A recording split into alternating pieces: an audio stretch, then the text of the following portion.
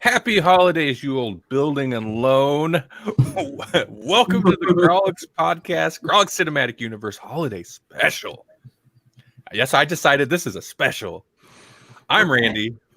I'm Melanie. And I'm Jesse. And I'm Jasper. Jasper, calling in from 20,000 leagues under the sea.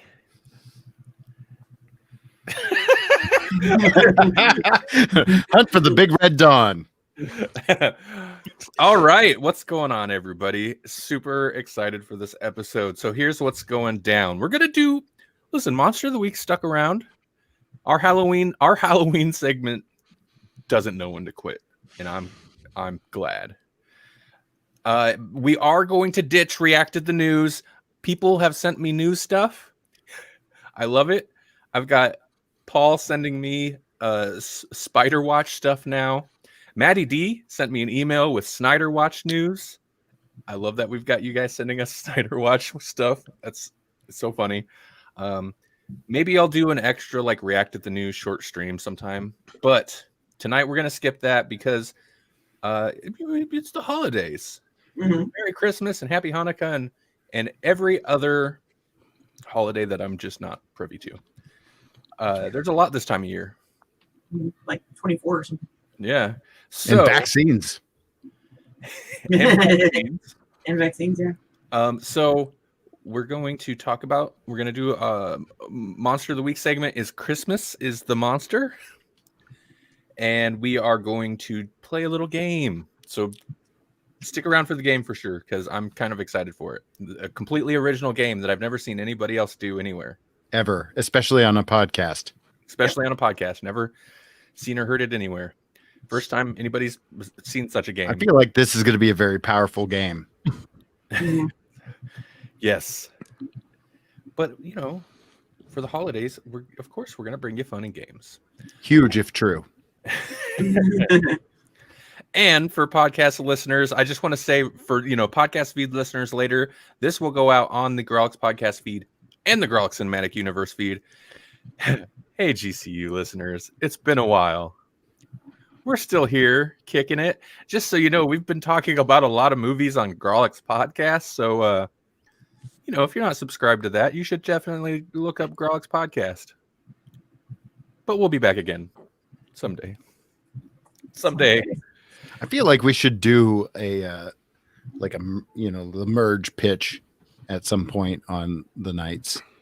It's so funny because I should have never separated GCU from the Grawlix feed because it was merged at one point, and eventually right. I feel like it's probably just going to get merged again.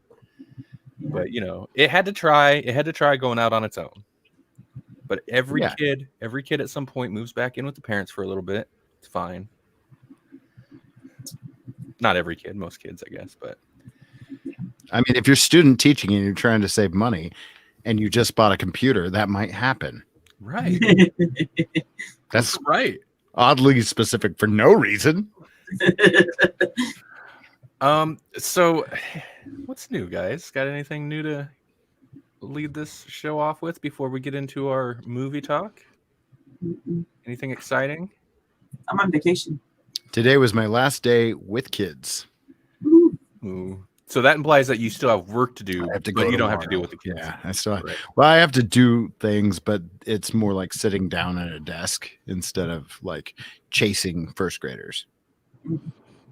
Which, let's be real, I do a lot of. Mm-hmm.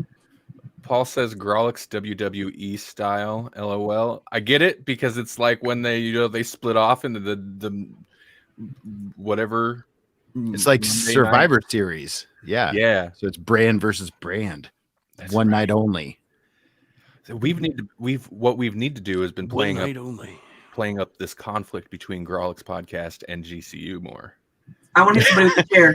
Except you made it so incestuous over there. You were like, we're the sister, brother, sister, cousin, uncle show. Families fight. Like, no. Families fight. That's true. That's true. They fight a lot. Especially incestuous families because there's love triangles all over the place. And then it's all fun and games until it's exploitation. Speaking of which, call back. Listen to the last episode. I got a question because then wouldn't Randy then have to fight like inner Randy because Randy's both. That's part of what makes it of us weird is co-hosts. Yeah. the amount of inter-conflict that I'd have to manifest would Yeah, be. it's like that Neil Gaiman episode of Doctor Who where Matt Smith has to battle Mr. Clever, which is just Matt Smith with a little board piece. One I little feel like board Randy piece. would be just Fight Club. Who just Push yourself in the face. Right. The first rule of podedit.com is you do not talk about podedit.com unless you're a podcast, in which case podedit.com. Yes, go there. Talk about it and talk about it to everybody. Mhm. Savannah said girl universe idea that Melanie had. Yep. Paul says, whoa, Randy got a WWE reference. Am I in a mirror universe? Maybe. I just read an article earlier today about mathematics and mirror universes, and they're starting to figure out why different dimensions mathematics line up so well. It's a very fascinating subject. You should check it out. And Randy does a hell of a Randy Savage. So Yeah, he does. there you go. Hey, yeah. He does a good. What's that guy's name? Jimmy Stewart too. Snap into a Cream of the Slim Jim. crop. Is that how it goes? Oh, wait. I'm You just went Kermit the Frog on voice go for that voice. Step into a Slim Jim. Melanie's comment made me want to like combine Randy Savage with Jimmy Stewart and be like, oh yeah, you old building alone.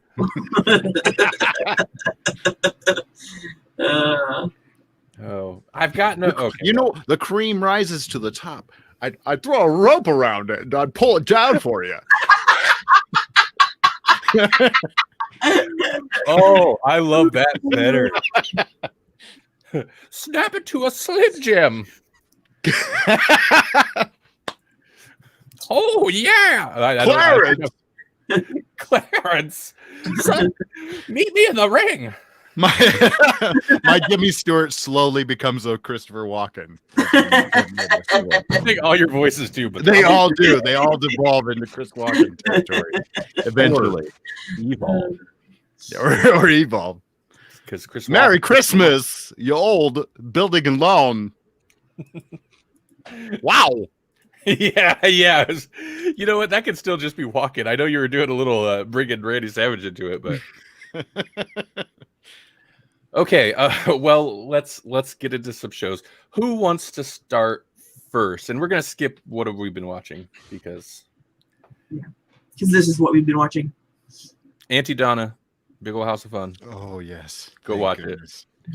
Love it Ridiculous. so much. Everything is a drum. Everything is a drum, dude. I've watched that. Thank you, Netflix's joke Netflix YouTube channel because they have that skit. They have that skit on YouTube. Yep. Go watch it.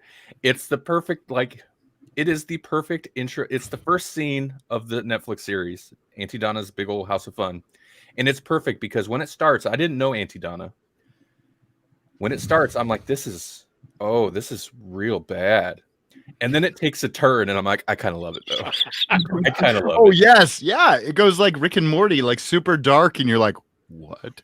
I wouldn't consider it Rick and Morty level, but I will say it's a step up from the weird YouTube guy that molests chicken and eggs. I don't know what his thing is. Randy likes him. How too basic. I was just say, is that how too basic? Because it Yeah. has It to be. is. It has to be. Yeah, and the noises. Oh, it's definitely a step up, I think. It's just one step up. It's a couple steps up, I would say. I'm gonna say Okay, maybe two. their version of Family Feud. Oh my god. And the family, also the Ellen sketch. Yes. I think maybe the best thing. It's so Yeah. good. It's such Yeah. a journey Yeah, out of hey, nowhere. Maybe we're skipping what we watched. Let's go. We are. So, But it was Auntie Donna's Big Old House of Fun. who wants to start first with the monster that is Christmas? It's a monster. I'll go first. Okay. Okay. I watched a movie that was suggested not last episode, the episode before, right? Yes. Yeah, when we had Robert Geronimo on. Which was Black Christmas. And it was all right. I mean, It was interesting. It was very dated because it was one of those, the call's coming from inside the house. Hey, man, we don't even have a house phone anymore. So, and there's just a little bit of ridiculousness where, sorry, it's a sorority. The setup is that there's a sorority, and then they're getting crank phone calls, and people start getting murdered. That's basically it. And it's Christmas time. But there's some ridiculous bits where there's a guy running around, keep him on the phone, and he's running back and forth between these giant machines, and I'm like, so nowadays you just like call the cell phone company and they'd be like, hold on real quick, let me check my computer, and then they tell you. But I'm going to do my best not to bust in on your review too much, but I want to say I was fascinated because they're tracing a call it's a 1974 movie. I was fascinated by what it actually looked like to trace a call in 1974. Yeah, it took a lot of work. I'm assuming it's just a computer, but this guy's actually running around like the phone warehouse, whatever they call it, whatever the phone direct, like it was crazy. There's machinery, like a server room, but back then it was very interesting. Mm-hmm. Okay, I'm sorry. I'll shut up now. Tell you. And I really like the creepy voice that they use on the crank phone calls, who is also, it turns out, I'm spoiling things, but is also the killer. But sounds almost possessed. Awesome. I wish I could call somebody that good. But it's all right. There was a couple parts that I was a little shocked by, like Lois Lane saying you can't rape a townie. That shocked me, and I was like, are they kidding me with this? So that, that's again was something they could have said back in the day, but that now I'm like, this is not necessarily applied to current, unless it's the Electoral College. Yeah, it's topical and true. Mm-hmm. But the setup was kind of ridiculous, actually, I think, but it was fun, and the kills were interesting, and some of the characters were humorous too. So yeah, it was pretty good. I'd give it at least 3 stars. Go ahead and watch it. It's interesting. That's 3 tree topper stars. Yes, 3 stars. And And an angel. No, 3 stars No, of Bethlehem, which the star of Bethlehem will be visible this year, and it's actually Saturn and Jupiter aligning. But yeah, don't miss it. It's happening this week. Saturn and Jupiter are not nice guys in the Roman mythology. No. Huh. Yeah. You can't spell blaspheme without M-E. Yeah. And Christmas is based on Saturnalia, which is the worship of Saturn, so it makes it even extra special, huh? Yeah. Oh, I want to tune in. I want to chime in. Hold on. Okay, I want to chime in real quick, but I'm trying to hurry up and finish this background pimpage. Okay. Oh wait, real quick. Paul says, and Lois Lane gave whiskey to kids. She did. She got them drunk too, and she laughed about it. Okay. So, yeah, I watched this with Melanie as well, and I quite enjoyed it. I wasn't sure what to expect. I can't believe I've never watched this before because this really is a pre-slasher. It's 1974 before slashers were really a thing, and you can tell that the tropes hadn't properly been established because the virgin, spoilers, dies first. So we were slightly surprised. It's like, oh, that really didn't come in till later. Yeah. And can I respond once more? Sorry to hold on. You do it. You go, girl. Sorry, I had to cough it out. I called the unicorn before it happened, and I was super excited about it. Yes, the unicorn kill.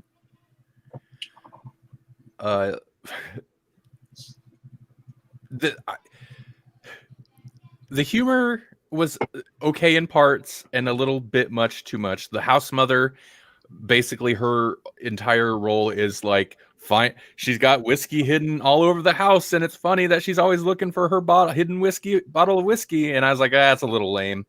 The end, and Paul turned on it, or Paul mentioned something. Where'd it go? He said, "No, you don't know if that's the killer." The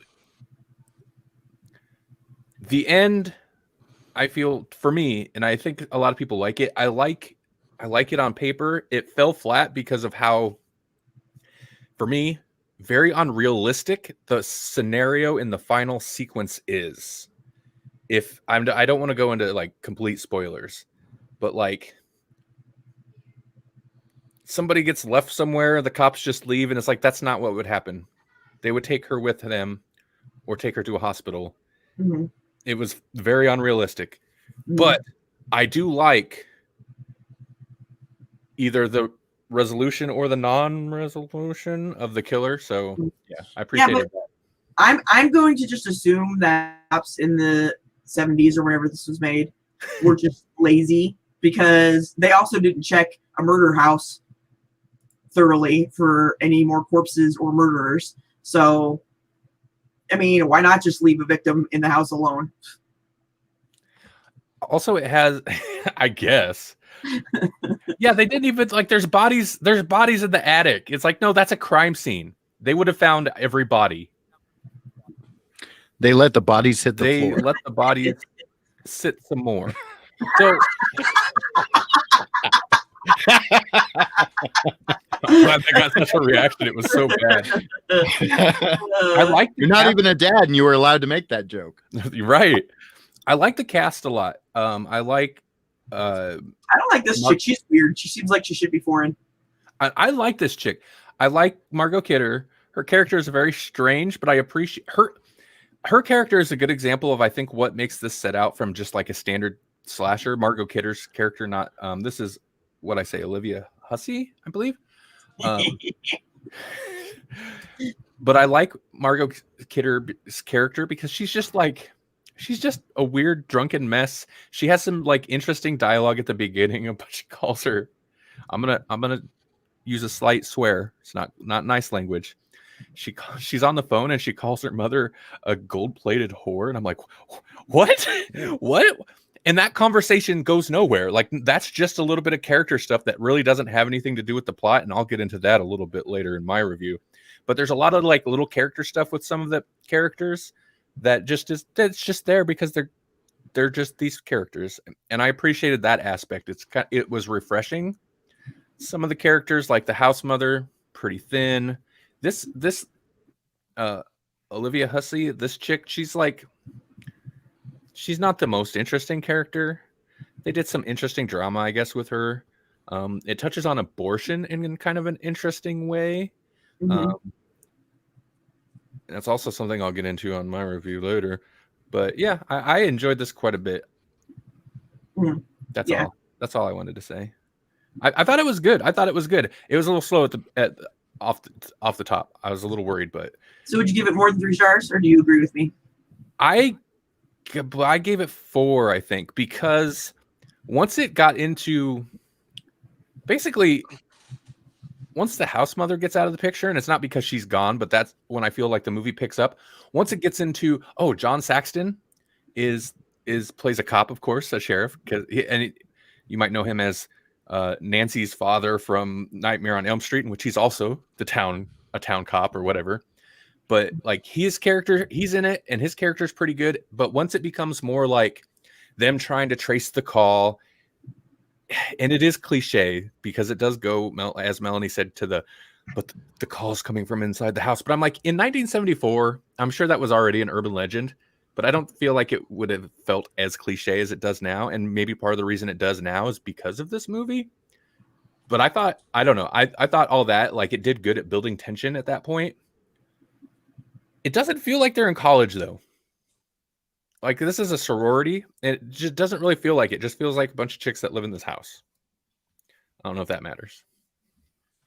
So, Elephant in the Room, or Angel on Top of the Tree.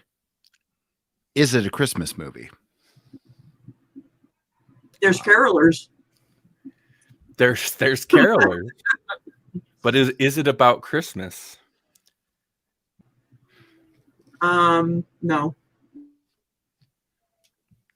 I was gonna say, I mean, to me, yeah, it's absolutely a Christmas movie. It's a Christmas horror movie. It's a horror movie. No, it's a horror movie set during Christmas. It's called Black Christmas. Mm-hmm. But going by the podcast is coming from inside the house. Going by which house though? There's so many houses on this podcast. So Maddie D says, is that Jasper or Zack Snyder? Yes, Snyder Watch. Jack Snyder. Jack Snyder. Ooh. It's Jasper's alter ego. That's why he's always cut. But going by Melanie's definition, like, no, I don't think whatever her definition of a Christmas movie might be, I don't think this would qualify, but yeah, it's a Christmas movie. It has Black Christmas in the title. It's set during Christmas, but this is as much a Christmas movie as Die Hard is. Ooh, Jenna, is it streaming free anywhere or is it still a rental? YouTube, in a proper actual YouTube movie, it's free on the YouTube movies channel or whatever. Just search Black Christmas on YouTube and you can watch it for free. It says free with ads, but we watched it on my Chromecast. No ads popped up the whole time. Yeah. It's also on Tubi TV, but you will definitely get ads if you watch it on Tubi TV. Mm-hmm. So that was actually a super pleasant surprise because an older movie like this where it's well known, but it's not like one that people talk about a lot. I was like, oh, this is gonna be kind of hard to track down. And I looked it up and I was like, oh, it's on YouTube for free, like legit on YouTube, not just like somebody ripped it and uploaded it. It's a YouTube proper movie stream. I've never done that. What? I've never ripped a movie. I mean, yeah, but have you ever ripped a movie and uploaded it to YouTube?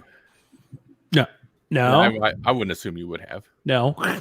But there are some movies where sometimes, if you're looking for something obscure, that might be the only way you can watch it. And I've done that a couple times. Watched it, never uploaded it myself. But ooh, really? I don't know what you're talking about. Hardware. Yeah, no, I needed to own it because I was like, you know what? I liked it. I liked it enough to have it. I mean, you bought it so you could watch it somehow on Wrapped yeah. In order to review it 2 episodes ago. And then I just rewrapped it because I like how it looks in plastic. Right. I vacuum seal all of my DVDs just in case I want them to be pristine for the next. It's important to do. Mm-hmm. Maddie D says Tubi is awesome too. Dude, I will give you that, Maddie. Tubi TV, it's free. Sure, it's got ads, but it's free, and they have a ton of stuff, especially if you're looking for kind of like obscure or like B-grade stuff. Whew. Also, was it Tubi that we watched like I was just gonna say this. We did Street Fighter? Yes, Street Fighter for GCU we did it. Yeah, yep. Street Fighter and like some of the Sonny Chiba movies and stuff. It's good for kung fu movies and the like. Yeah. Which was a good episode of GCU. I'm not just saying that because I was on it. I think you are. Maybe. Which Kill Bill did we do with that one? Was that the second one? That was volume 2. Yeah, you did the awesome artwork. Yeah, okay, yeah. It was a good episode. Who wants to go next? I feel like you should because I'm going to follow up with Black Christmas from 2019. Okay, I will go next. I do, before I get too far beyond it, I think Paul said his Die Hard was his Christmas watch for this evening. Oh, for this week or whatever. I may be bringing up Die Hard later. Oh, I might too. Die Hard's not really Christmas. It's what? A killer Christmas movie? I agree. Really. There is some killing. I know, Melanie. Don't get upset with us. It's that thing where when it's because people have fought it so much, it makes it more of a Christmas movie to some people because they just love the fight. Yeah. Look at the state of America right now. Look at Mitch McConnell. Don't. He's only alive for the fight. It's like Freddy Krueger. He only exists because you know he's there. That's it, right? Stop if he thinking couldn't about fight him. something, he wouldn't be there. If you don't say his name, he loses his power. Definitely don't say his name 3 times because Bebe's World, BB's World is still waiting for comics. Yeah, for real. That's for real. Not Bebe's World. That's something else. Oh, that's Bebe's Kids, I'm thinking. Okay, so let me pull up some screens for you guys here. Paul, I disagree. What'd Paul say? Oh, Oh, the it's a bottom half hardcore- of the Die Hard is screen. a hardcore. Oh, The line has been drawn here. and it's across the half the screen here. Okay, so I watched Black Christmas and Black Christmas. I watched Black Christmas, the most recent remake. I did not realize this was also remade in 2006. I did not have time to watch all three. I'm sorry. But I watched the 2019, the most recent version of Black Christmas. And this is one of those remakes where it's pretty much Black Christmas in name only. And I kind of hate it. I hate it unless they do something really interesting. And they did something. If you're going to remake like the grandfather of slasher movies, like this is barely, it's hard to categorize this even as a slasher movie. So let me pull up the screen here. Overview, according to the moviedb.org. Hawthorne College is winding down for the holidays, yet one by one, sorority girls are being picked off. Riley Stone, a girl dealing with her own trauma, begins to notice, and she's dealing with her own trauma? I hadn't noticed, as it was sledgehammered across my face the entire movie. Begins to notice and tries to save her friends before they too are picked off. Paul says, well, yippee-ki-yay, Mother Jasper. Okay. He says the remakes suck. Okay, I haven't seen the 2006 one. And as stated, I was new to the original. I watched this because I was like, well, let's check this out. It's currently streaming on HBO Max as well, so I was like, okay. I did not enjoy this. I did not like this at all. It does, like I said, it does the thing of, I don't know how spoilery I should get. Okay, so the first off, the one thing that people were kind of initially upset about was it's PG-13. And people are like, how are you going to do a PG-13 remake of a slasher, blah, blah, blah. And after having watched Black Christmas, now you couldn't do a direct remake and have it PG-13 just because of like the language in the original. But they're really like the gore isn't that hardcore that I can recall from the original. There is some gory bits, but like it's not that kind of a slasher. And for a college sorority movie, there's like no nudity at all.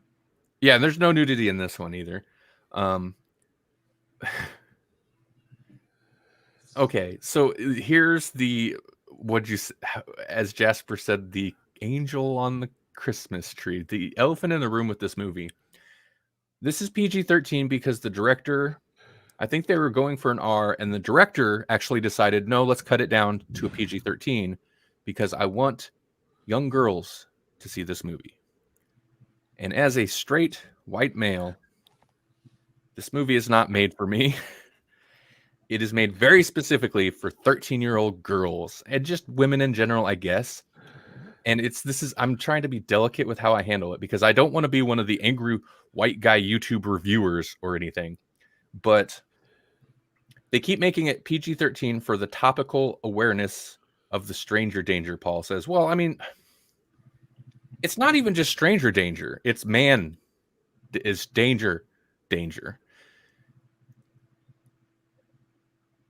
The issue with this is like, so there's social commentary, and I like social commentary.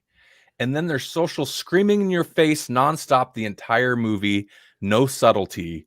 There's like there's no subtlety. And I'm not saying like, well, tune it down or tone it down. I'm just like, if they want to have some more tact. Like, I have not seen this, but if they want to make a social commentary movie about men being dangerous to women, I don't think that this is a smart way to go about it. Do something like, what was that one movie that was great? Hard Candy. Like that. That was fantastic. Right. Sure. Yeah.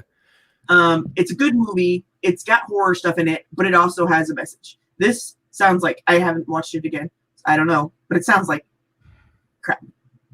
Because there's a right way and a wrong way to do the women empowerment and everything. And okay, so one thing I mentioned while I was talking about the original was like, there's a lot of character stuff where the characters talk about stuff or say things that are just like, it's just character work. It doesn't have anything to do with the plot. In this, everything they say is about the message. Every character exists and has traits that contribute to the message of women are leashed or whatever. And I'm not saying that the core message of the movie is wrong. What I'm saying is this movie handles it with a freaking sledgehammer, and it just never lets up with the fact that like there's no character work. The movie poster looks like a Spice Girls lineup. Is that by accident? You know what? It kind of looks like Spice Girls meets what's that one great Simon Pegg and Nick Frost movie where they fight zombies? What is it called? Shaun of the Dead, because of the paddle. Yeah. And they're kind of messed up, but so part of this movie is like, at no point is this typical slasher, because Paul kind of touches on something. Paul says it's been social commentary since the original. I mean, they tackled women's reproductive rights in the 70s. Mhm. Yeah. And I liked how they handled it. Yeah, me too. And this movie doesn't do anything. It doesn't address that specific thing other than, and I know I was just complaining to Melanie about this, about like people complaining about like social justice warrior slogans. And I'm like, then they're missing the point if they're complaining about the slogans. The problem though with this movie is the slogans. Like, it just wears it on its sleeve.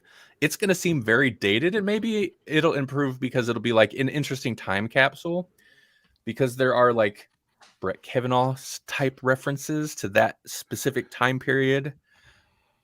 Is Eyes Wide Shut a Christmas movie? Yes, it is. Mm-hmm. No. It's also a Halloween movie because they wear masks. Oh, and this poster, okay, so this poster is a good here. This poster is actually very fitting of the movie, because it's like kind of horror slashery type thing. It starts off a little slow like the original, and then by the end, it's that poster. That attitude is the whole final sequence, and I hate it. It is so cheesy. Mhm. Is it worse than the female lineup in the Avengers, whatever that one movie was? It actually it made me think of that Mhm. in Endgame, the part where a lot of people were okay.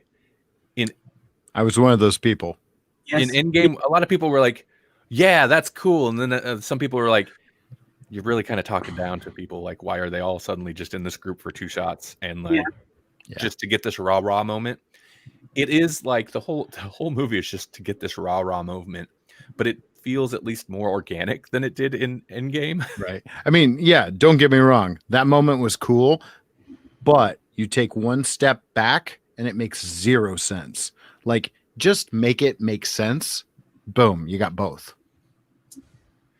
I think the movie's not. I think okay. So I've looked through some reviews since I watched this today. I watched this just today, and there were a lot of the reviews that I would have expected, and that's why I had a hard time. I didn't want to like just go into this. It has the '90s lesbian girl power team vibe. I don't know if I call it that. I don't think I would necessarily call it that. Yeah, and I didn't care for that anyway. And, what's that one stupid Angelina Jolie movie? That crap. That was just like All of them. kind of. Oh, Girl Interrupted. No, not that one. Tomb Raider. No. Hackers. Nope. You know that '90s naming good ones now. girl power movie. It was like Hackers. Foxfire or Firefox or something like that. I don't know. It was crap. Go ahead.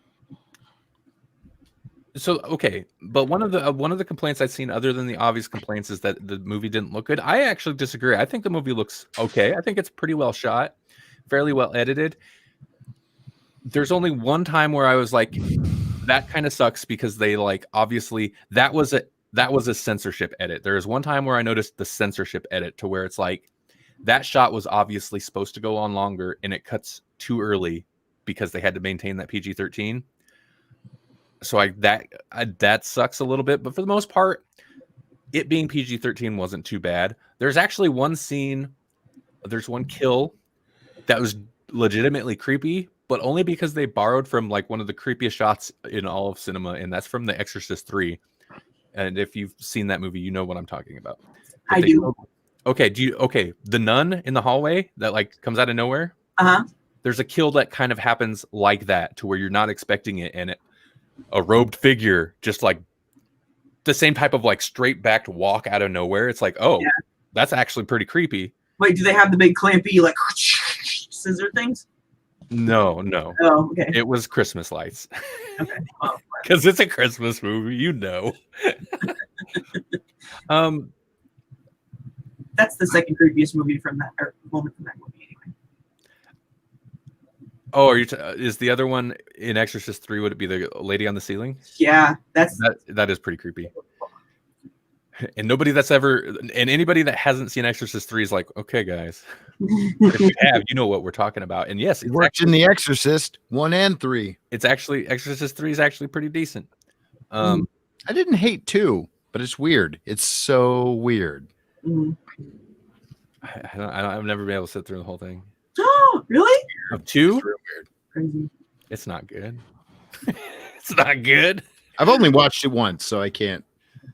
Yeah.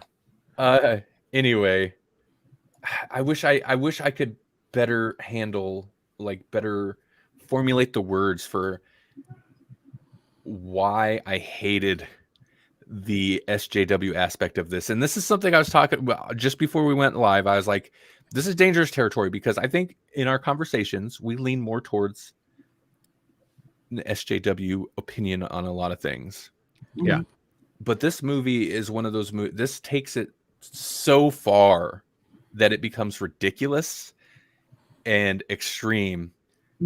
I think we should have swapped movies, because you're the least SJW of us. Yeah, I know, but I'm allowed to be. That's true. Yeah. And also, I love Carrie Elwes. I didn't know he was in this movie. If I had known that, I would watch it, because I love him. He is in this movie, and he says, we're simply men. And the fact that he didn't then say men in tights, tights, is a crime. Yes. It's a crime. But here's the thing. Like, you take a slasher, like the proto slasher, and then you essentially make a non-slasher that, and I'm going to go spoilers now, goes into supernatural territory. It goes supernatural. Yeah. And in the end, this is not a slasher movie. It's a supernatural cult. Of course, there's the Deeks. The Deeks, huh? That's the name of the evil. That's what they go by. Clever. Okay, here's the whole thing. It's the sorority. They discovered this, like, that the founder of this place, the college, who was a racist slave owner guy, who that this one chick got a petition circulated to take down the statues, pull down the statues through a petition. Well, once they did that, they discovered that he was into these dark arts, and they figured out how to harness his dark arts power so that they could control some of them to go kill all the ladies that didn't fall in line, because ladies were taking over, and men were not going to lose. The men were not. The women didn't know their place, and the men were. And you know what? Even like they have a guy here. He's the well. Okay, there's I guess 2 decent guys in this movie, but he's the one decent guy that makes it. Even him, he's useless, because they have this power that brings out their inner, as they say, alpha. So then during the climax, he just has to listen to the other guys and do what they say. And so that they figured out how to harness this dark arts so that they could keep women in line behind the men where they belong, because the men are losing their way of life. They're losing. They're just going to be relegated to sitting on the sidelines and watching as women take over. So they're going to do this evil stuff and kill these sorority chicks that don't fall in line, so that they can go then and take positions in the courthouses and the halls of justice and blah blah blah. And I'm just like, oh wow, could it be any more on the nose? Yeah. Did this movie become The Craft only worse? Well, okay, I don't Never know. mind. I mean, I like the Craft, but it's like The Craft does have a little bit of like the girl power, like girl empowerment thing. But The Craft seemed cheesy in the 90s cheesy way to me. This is distinctly 2000 glass ceiling soapbox. It is. That's the thing. It is so soapbox. And Don't get me wrong, the glass ceiling exists and it's a problem. Yeah, and that's the thing. Like, I'm sorry, it has to be tackled well in fiction. I feel like I don't want to talk over Melanie. That's To true. make my point about this. What were you gonna say? I had something to say about The Craft, but I'm gonna, you know what, scratch that. Instead, I'm gonna say, you know what, I found very empowering as a female scary movie. High Tension. I don't know if you've never seen it. You should watch that. That made me feel great about being a woman. That movie did. And I recommend it to anybody who hasn't seen it. This sounds like crap. The Craft, I enjoyed a bit, but that was also kind of crap if you're talking about female empowerment, because really that's just about chicks fighting with each other. It's not about empowering anybody. But chicks fighting with each other, that passes the Bechdel test, doesn't it? They're not fighting over men. That's true. Does it pass the Bechdel test if all their conversations revolve around the fact that they're women and they're oppressed? Because that kind of seems like another kind of wrong. Yeah, that's a different test, though. That's like it needs a different name. I feel It really does, yeah. I don't want to rag on the movie. It's just the movie did not handle the message is fine. This movie did not handle it well. And I get the point of like, well, sometimes you need to take a sledgehammer to get people's opinion or get it like into people. Right. This is not going to convince anyone that would otherwise disagree with the message that women shouldn't be second class. I guess. I don't know. This is just gonna scare all the men. And they'll be like, oh no, look what happens when women have control. They kill us all. So at the risk, this is super topical. I hesitate and I hear yelling. Mm-hmm. Yeah, I don't know. I don't know if it's the time. You're so scared to do it. Yeah, this is fun. This is what I do kind of wish, Melanie, that I mean, it was too late, and I didn't want to be like, here, you have to watch this one now, because I don't know that you would have enjoyed it, and I don't want to be like, the woman has to talk about the woman version of this movie. But the woman's the only one who has the balls to talk about bitches being crazy. Oh, I'm sorry. I'm sorry. As a woman, I'm not going to trample over your right to say such things. So the left has this issue, mm-hmm. and I say this as an independent who generally leans left. Mm-hmm. But has a lot of issue with the left. They tend to just be ironclad in their messaging, even when their messaging is alienating. Yes. And even Barack Obama has come out and said, hey, look, don't say defund the police if what you mean is reform the police. That is actually exactly the thing I alluded to earlier, that I was talking to Melanie before about slogans and stuff. Mm-hmm. I feel sometimes I do lean a bit more militant left, if there was such a thing, to where I'm like, no, it's this. I do get that. But and yeah, that's why I was like hesitant, because it's like, I understand the premise. I understand you ask the ask has got to be bigger. You know, in order to affect change, the ask has to be huge. The Barack Obama thing is interesting though, because I I understand what he was saying, but I disagree with his tone, the way he said it, because it seemed very condescending, which is a lot Very of what Barack Obama thing. Yeah. which was what a lot of people on the left had beef with when he said it. Yeah.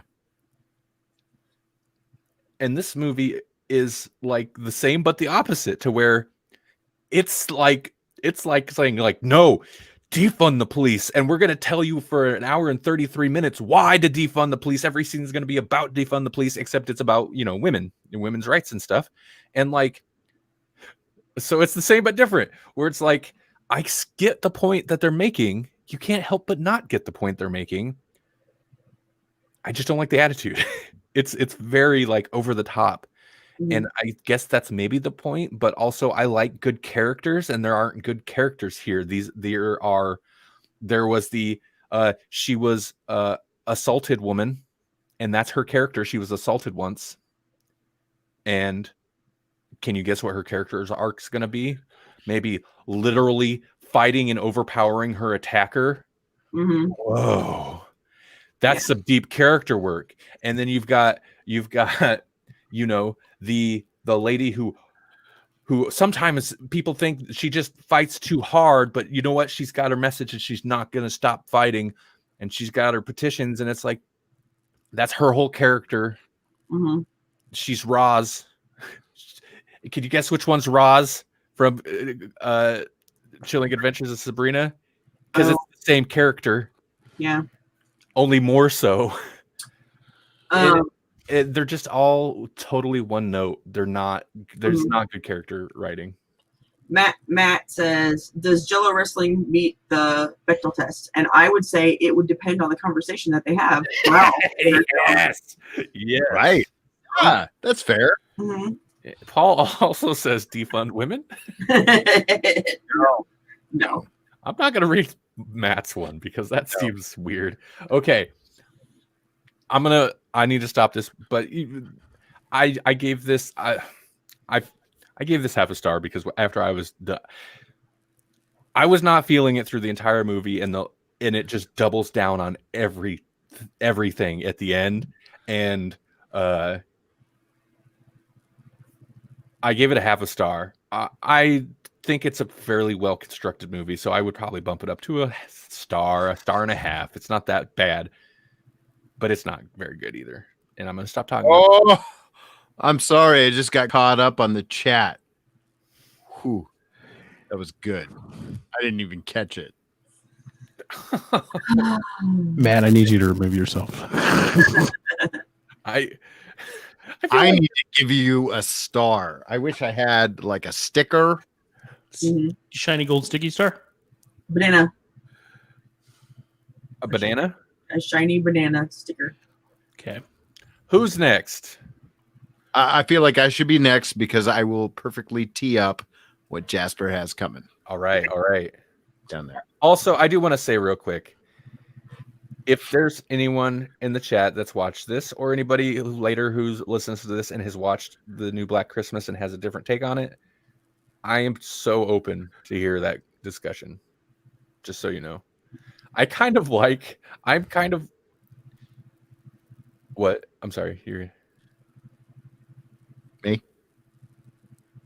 Anyway, I was going to ask if it's a Christmas movie because the original, maybe. Oh, right. Okay. This in a way feels more Christmassy in the set decoration. Also, this feels like they're actually in college. Mm-hmm. They're at a college. Cary Elwes is in it, and he is a college professor of some kind. I would argue if they use Christmas lights as a murder weapon, it's far more Christmassy than either of the other Christmas movies that I said weren't Christmas movies earlier. One girl gets killed by Christmas lights. Another girl gets stabbed by icicle, and makes not so subtly makes, of course, nothing about this movie is subtle, although I did like the final shot from it, but makes a snow angel as she gets dragged off. So I was like, okay. Does it feel forced? Last year's Xmas episodes has my thoughts if you want to hear them. Oh, was it Moose's Monster Mash, Paul? I did want to shout out your episode because Paul has done an episode all about the Black Christmas movies already.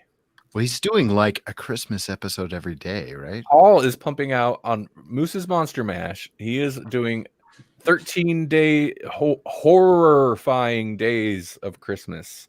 And Wait a he's minute. got some legit interviews with people on there. The way you said that, was that a slight against women? Horror? Huh? No, I'm sorry. I'm I'm not going to sorry. use that word twice in one episode. Silent E. Wait, both. Silent E, silent E, exaggerated W. W stands for women. Yeah, got that. Whoa, whoa! Is that a new genre? Horror, but spelled with a W? I think we can make that work. GCU season 5. Oh no! Hashtag horror. No. Silent horror. That sounds like an assassin. People often make fun of me. We've gotten comments about the way I say horror because apparently I do just throw it out sometimes and it sounds not like what I mean to say. So I guess That's okay. talking about all these horror movies. All right, guys, I'm going to take a dramatic left turn, Please do. but it's all going to make sense in the end. It's all going to make sense. We'll come full circle, like we do, even when we have to force that. I reviewed and watched. Sorry, I made that weird. Ernest Saves Christmas, 1988. 1988. And that's going to play in later.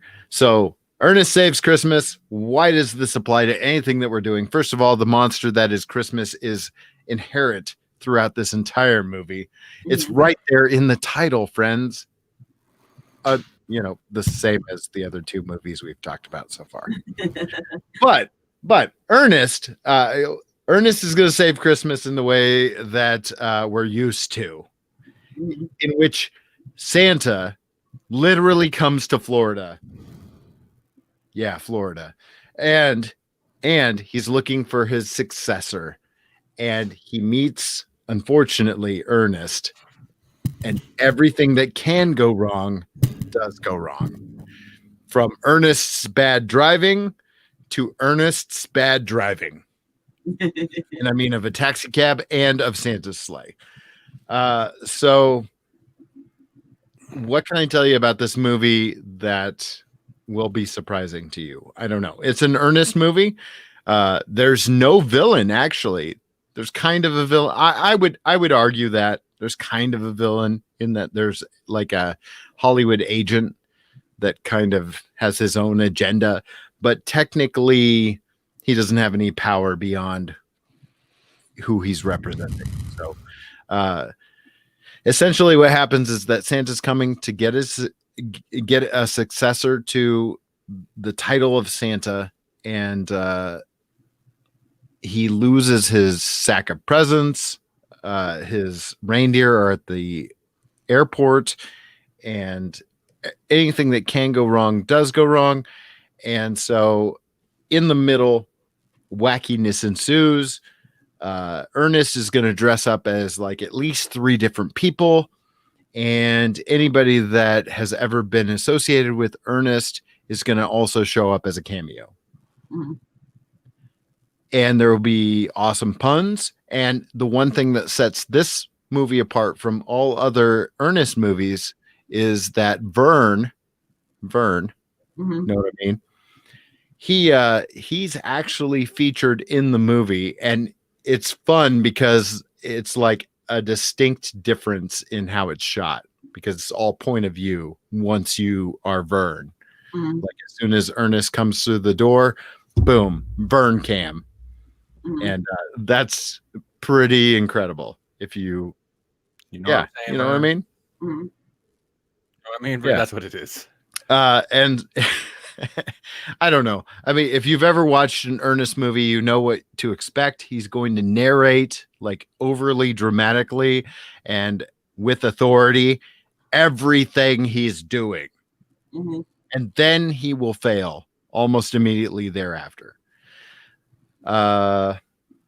the things that I wanted to point out about this movie that are beyond the surface is that, first of all, I feel like this is practically Star Wars at one point in the movie.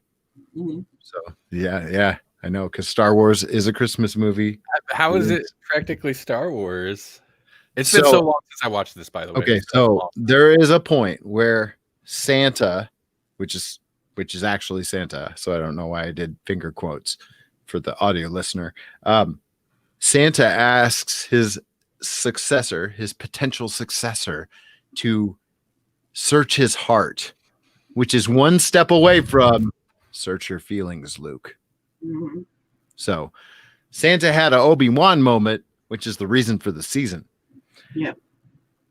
Now, the other thing that I needed to do to pull this into a reference I made at the top of the hour was that in 1988, which is when this movie was made, Robert Lesser was in another movie that was also set at Christmas. And the opening shot was also a plane landing at an airport. Can you guess what that movie was? Yes. Yeah, yippee-ki-yay. It was Die Hard.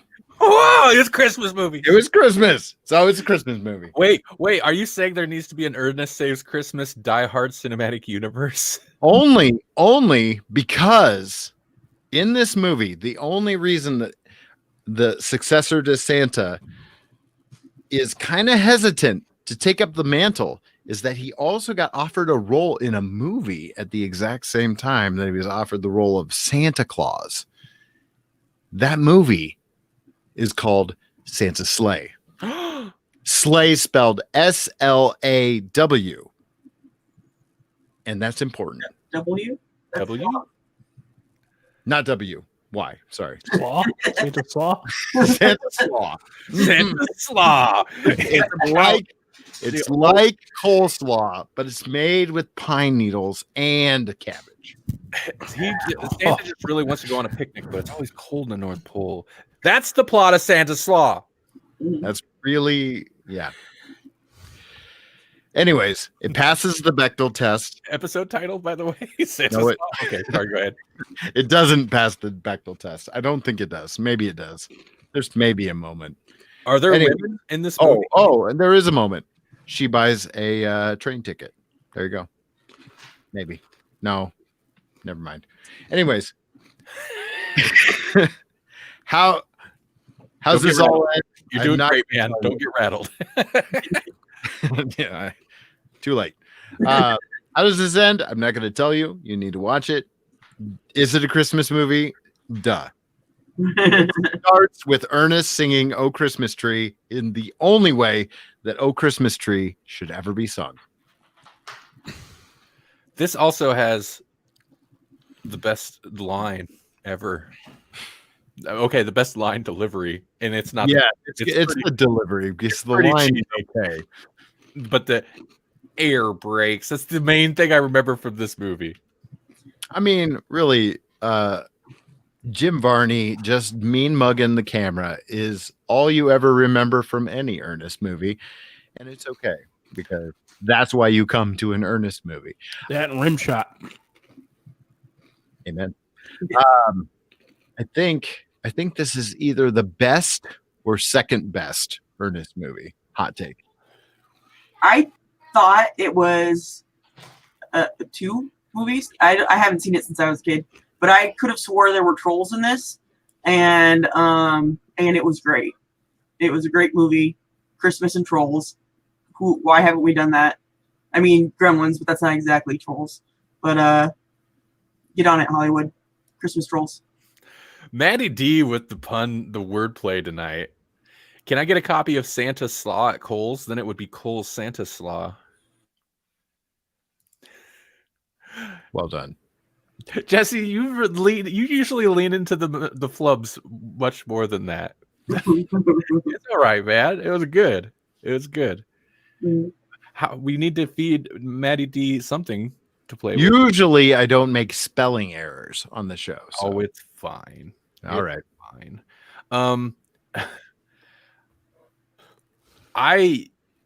Jesse, what episode was it? Because there was some episode where it was just me and you, which makes me think maybe it was an old holiday live stream we did, but where we just went on a tangent about Ernest stuff, Ernest movies.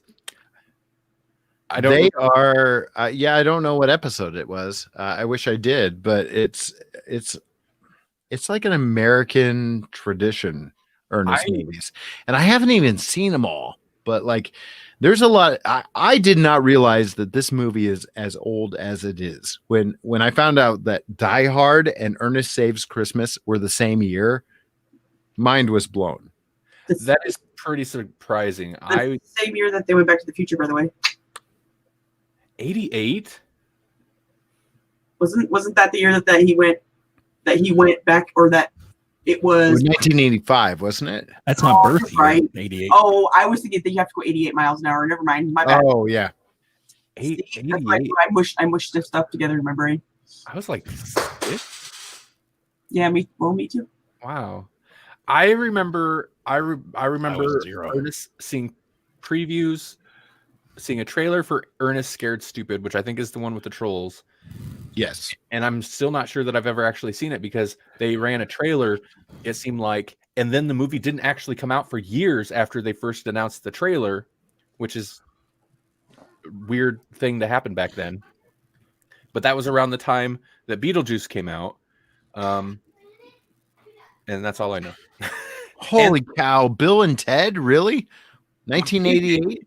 How could I be 6? I watched this. I watched Bill and Ted. I watched all that stuff. Maybe I just caught it on like TV years after they came out. Everything was 1984, but like apparently 1988 was a magical time. Although, okay, so I was born. It's kind of blowing my mind that I was, but this is also when it would take like 2 years before movies hit home video after hitting the theater, like a year to 2 years solid. So that actually makes a lot more sense. If it didn't actually hit home video till like around 90. That's true, kids. It's how long it used to take. Now we get to watch Wonder Woman day and date. Yeah. I'm actually kind of excited. I'm At very home. curious about. I'm gonna watch Wonder Woman. Mm-hmm. Yeah. So Santa's sleigh. That sounds familiar, right? That sounds familiar. Jasper, what did you watch?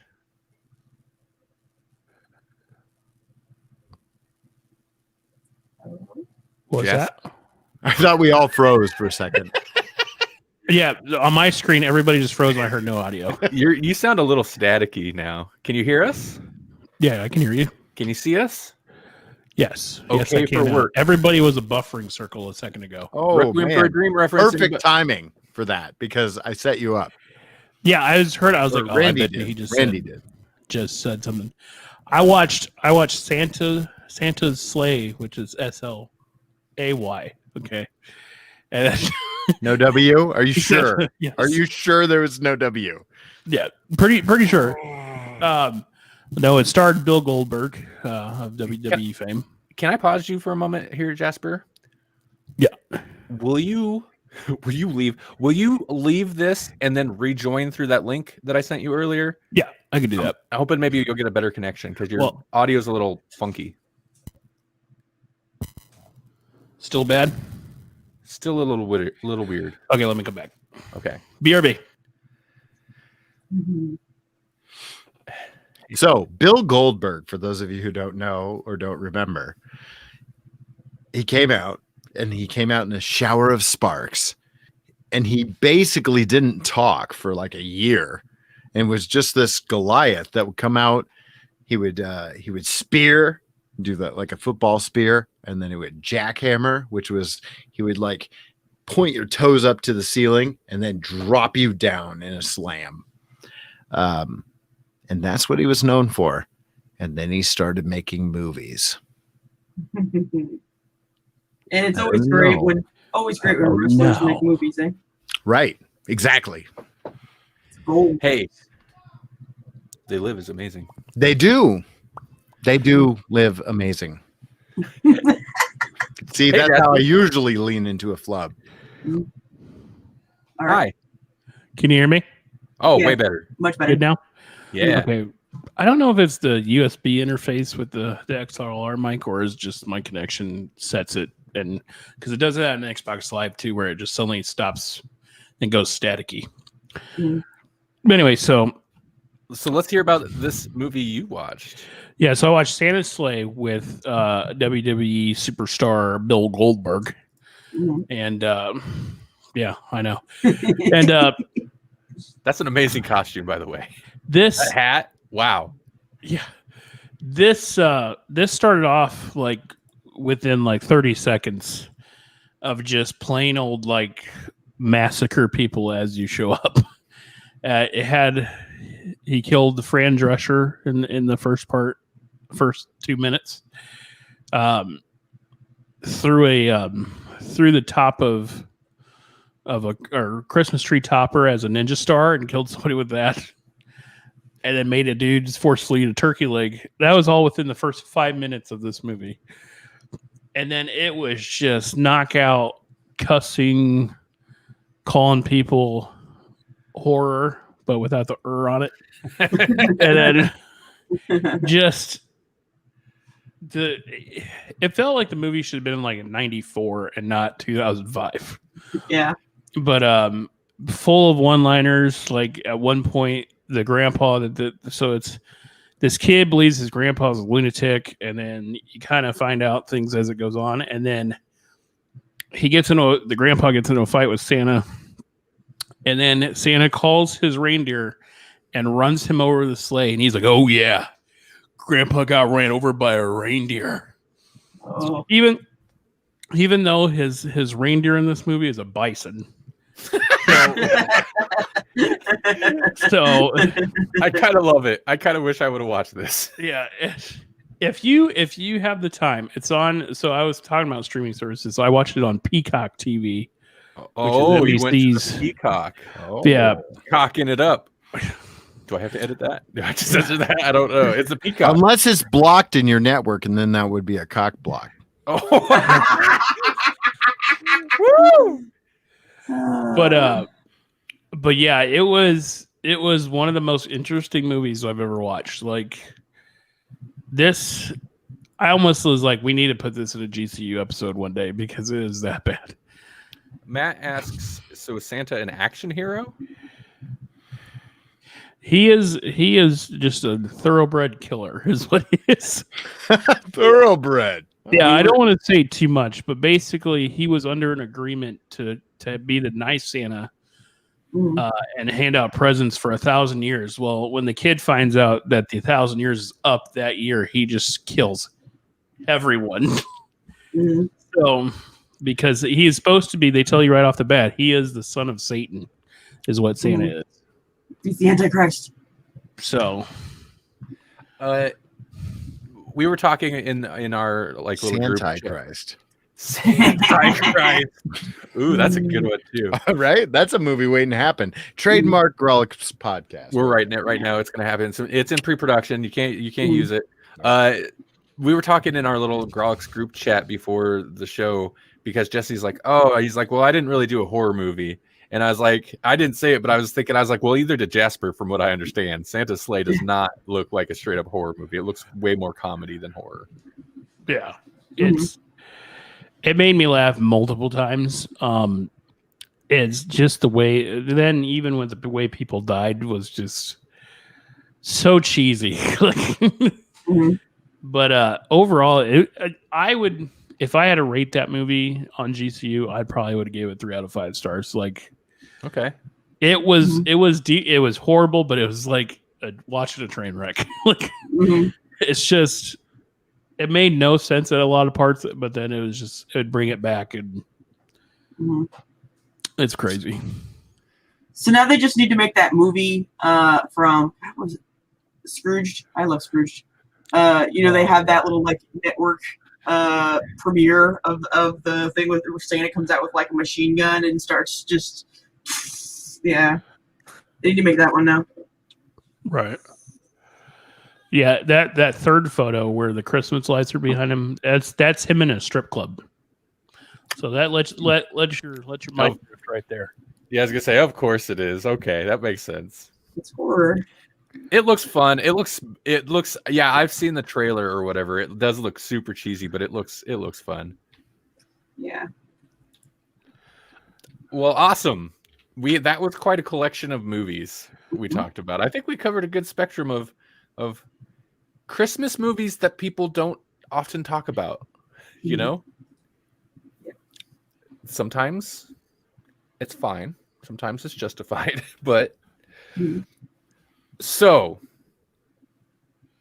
okay. So before we move on, real quick, what do you think of Christmas as a monster? what do you think of the theme? What ties this monster together, maybe compared to other monsters? I got nothing. The monster that is greed, Commercialism. I think that probably does tie through all of these because even in Ernest Saves Christmas, there's that character that steals Santa's bag of presents, even though they're all for children. So that greed is still there. Yeah. And Black Christmas, you could argue, is all about some selfish B words that I imagine some people would certainly argue that about the one I watched anyway. Yeah. Was it Ginger Spice or Scary Spice? It's always Scary Spice. I liked. So the first Black Christmas, there's a lot of the POV killer, and he's kind of like, it's obviously kind of like some crazy guy. But in the end, I kind of like what they did with the killer. He's weird and creepy in the fact that you don't ever see him really. Mm-hmm. But in the new one, not so much. Yeah. Jenna says Krampus is surprisingly good, and it's a scary Christmas movie. I like Krampus. That's one of my favorites, honestly. Mm-hmm. Yeah, me too. Krampus is It kind of fits the bill on so many levels. Like it's a good Christmas movie. It's a good, fun horror romp. It's not like scary, really. I don't know.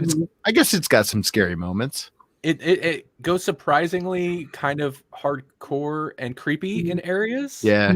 Like gingerbread men are really surprisingly creepy in that movie.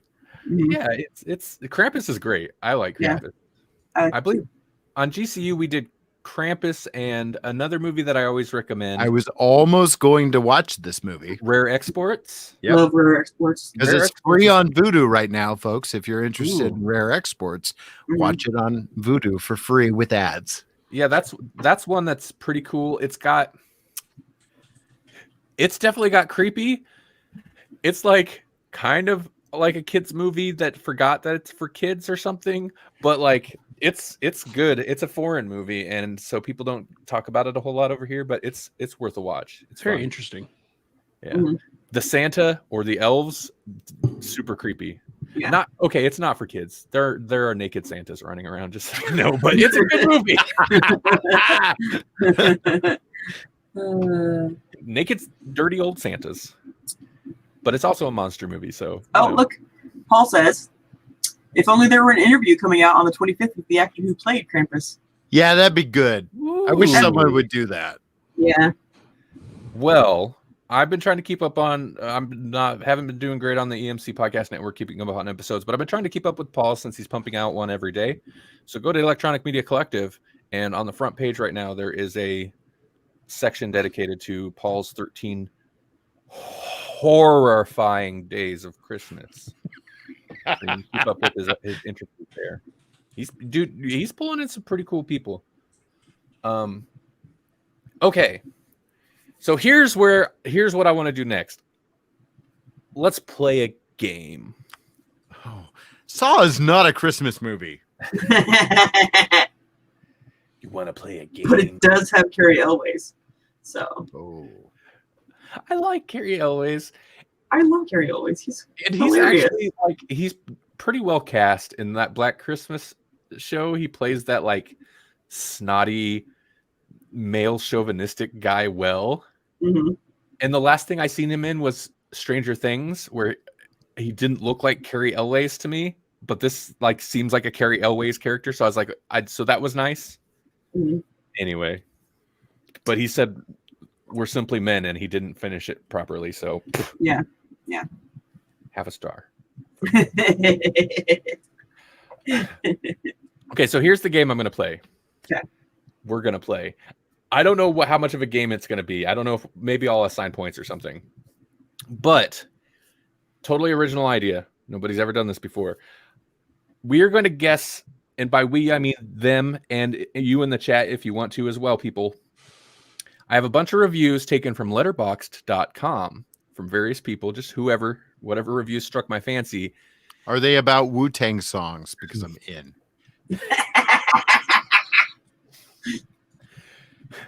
By the way, if you haven't, you should go look us up on Apple Podcasts and give us a review. Please. You got to review the #1 Wu-Tang aficionado podcast on the web. Wu-Tang forever. Wow. You know. Do it. I think Busy Bone was in Wu-Tang. I'm pretty sure. Oh, that's a 1-star rating right there. Busy Bone. Anyway. The Left Eye in Wu-Tang. Okay, we're off. Okay. Left Eye. Biggie. So no, intentionally picking East and West Coast. Now we're just trying to get 1 star. That battle's still going? I don't think it is. Okay, I've got a bunch of reviews here from letterboxd.com for various Christmas movies. And so I want you guys all to guess what movie based on the review. I'm super excited for this. Here's how I've tried to go about it. I've got like 12 movies here. Some of them I might pick specific people that should answer it or should try to answer it. I have at least one review that's more vague. And then if nobody can guess it based on that, I've got a second review where it's usually at least a second review where it's usually a little bit more clear, or it's just very funny and I had to read that review. Okay. Was walking in Wu-Tang? Could you imagine? Oh my God. Killer Bees. Yes. Where you at? Ain't nothing to F with. Yes. I want a whole album of it. Next Christmas, Jesse does walk-in doing Wu-Tang. Whole album. Get ready. Are you ready? Okay. And again, in the chat, if you guys want to guess too, I'm going to jump around a little bit. Like I said, some of these, and jump around. Some of these I have specific people that I want to direct it at first. Okay. So, Melanie. Okay. I want to start with you. Okay. And again, I'll start with the more vague reviews. Okay. Let me actually open it up. This review is 3.5 stars. And the review is manifesting this to happen to Jeff Bezos. Heart emoji. Huh. And I'm supposed to guess what this is? Guess what movie that is a review for? And it's a Christmas movie. Yes, these are all Christmas movies. I have a guess. Definitely. I have not. Oh, you're not sure? I know this one's very vague. Jesse, you have a guess? Nicolas Cage's Family Man. Oh my God, no, I didn't even think about that. Let's see. Maddie D guesses Star Wars. Nope. Okay. I'm going to go to the second review and I'll throw this to Melanie first. Okay. The second review, and I don't have a lot of these, are quotes from the movie, so that's why it might make it easier. Mm-hmm. You can see her nipples. I want to see her nipples. Still kind of vague. Mm-hmm. And that review gave the movie, okay, there's no stars listed, so they might not have actually rated it. But 2 stars. Anybody else guess based on that? I know this is one of the more vague ones, but I'm that's going why to say Batman Returns, Michelle Pfeiffer. No. No. I'm going to know for making remarks. Why would I say that? Maddie D says Showgirls. Is that a Christmas movie? No. Paul says I'll be home for Xmas for Christmas. No. Nope. Trading Spaces. That's a good guess, but no. Guess, but no. Okay. Yeah. No points. That was for Scrooged. Oh, Oh, yes. okay. Yes, of course Now it you know. was. Yeah. Now you know. Yeah, the I story. remember. Listen up. Yeah. Ah, I remember. know. I wasn't sure if the quotes were going to give it away. I just watched Scrooged. I knew the Jeff Bezos one. So manifesting this to happen to Jeff Bezos is kind of funny, but I knew nobody would get it based solely on that. Yeah. Right. All right, Scrooged. I gotta mark this off somehow. I guess I'll italicize it. Okay. Let's see. Do I have something else for someone specific? Okay, we're gonna go. Okay, we're gonna go to Jasper. Oh God. Okay, so as the credits rolled, Elise and I looked at each other and said the same thing. Well, it wasn't as bad as A Christmas Story. 1, Road. 2, Right? Christmas Vacation. No. Just That was a 1-star review for this movie. This one though, 1-star review. Love Actually. nope. No. Any other guesses? Again, I know. Again, starts off super vague, but then they become much more clear for later. Family Man with Nicolas Cage. No. No. Oh, so close. Okay, next one. Next review. How many stars was this for? Again, didn't list stars. Come on, people. Kevin is one sick F-bomb. Oh. Oh, come Okay. on. Anybody got I know. I know. Jasper, you got it? Okay, what are you guessing? Me? Uh, Yeah. uh, Go ahead. Jesse, Jesse. he had his hand up first. Okay. It's obviously now this is where you could mess with me. It's Home Alone. It is Home Alone. Yeah. I was to say it could be Home Alone 2, but So this might actually be a little harder than I was expecting. So I will start tallying. Jesse gets a point. Or maybe we'll go 0.5 points, and if people can get the harder one, I'll give them a full point. Okay. So that's half a point for Jesse. And there is also another review, but I didn't want to read this one first. This is a 4.5-star review.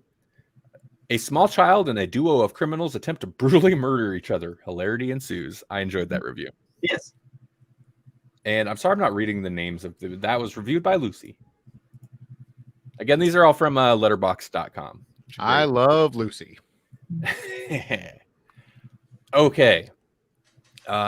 Jesse, I haven't given you specifically one yet. Muppet Christmas Carol. Nope. Damn. Okay. I laughed more than expected. Also, everyone is very, very, very sweaty in this film. Oh, by the way, Maddie D and Paul, I didn't see if you guys had. You guys both got that last one right as well. I'm guessing on the second one. Mhm. This was a 3-star review for this movie. I laughed more than I expected. Also, everyone is very, very, very, very sweaty in this film. Gremlins? Nope. Die Hard. Should have been Die Nope. Hard. They're so sweaty. He is so sweaty. They both Yeah. are sweaty. I mean, he's crawling through air vents, so Yeah. Nope. Paul also guessed Die Hard. Okay, we'll go to the second one if no one else has other. What? Jasper? Rocky. Is that everything? he is the reason for the season. Isn't he? No. Okay. Oh. I feel like this is definitely going to give it away, but I love this review. Santa Claus in this movie is a British man who explains that he took over the job from the previous Santa in 1889. The five canonical Jack the Ripper murders took place over the course of 1888 in Whitechapel. I mean, I'm not sure there's a connection, but I just thought I'd point that out. What's the movie, Jesse? Ernest Saves Christmas, right? Yeah. Yeah. What? Well, I mean, it's Florida. How could they not be sweaty? Were they very, very, very sweaty? I just thought it was I funny. didn't notice. Dude, I got really high pitched, like we're late or something. 8:30. I love this comment about the 5 canonical Jack the Ripper murders took place over the course of 1888 Whitechapel. I mean, I'm sure there's no connection, but I just thought I'd point that out. So they're saying Santa, Jack the Ripper. Ernest Saves Christmas. At least that Santa knows Jack the Ripper. Maddie D had said bad Santa. I feel like anything Billy. I mean, if he knows very, very Jack the Ripper, he's a bad Santa. Yeah. Okay, so I'm gonna start. I'm gonna go back to Melanie real quick. Hey. Okay. You me, baby. This is maybe an easy one. Okay. Maybe. First, how many stars? This is a 4-star review. Wow, Ewan McGregor looks really old in this. Oh. I feel like Jesse might know. Is it Star Wars? Yep. Okay. Yeah, it's a Star Wars. Yeah. He's really old in that one. Wow, Ewan McGregor looks really old in this. Good one. I'm gonna give that. That's a full point for Melanie. Yeah. Get it right off. Okay. The other review I had for Star Wars, supposed Christmas movie. And this review was they didn't give it a star rating. From Gabriel Gundacker. Christmas 2003, my mother got me a Mace Windu replica lightsaber from Costco Wholesale. That's the review. What? The first comment on it is solid review, Gabe. I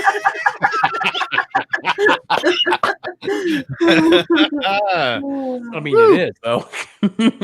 Oh, also that first Star Wars review about Ewan McGregor was reviewed by somebody called Brat Pitt. Brat Pitt. That's yep. fun. Yeah. Okay. All right. I'm gonna throw this one out to whoever.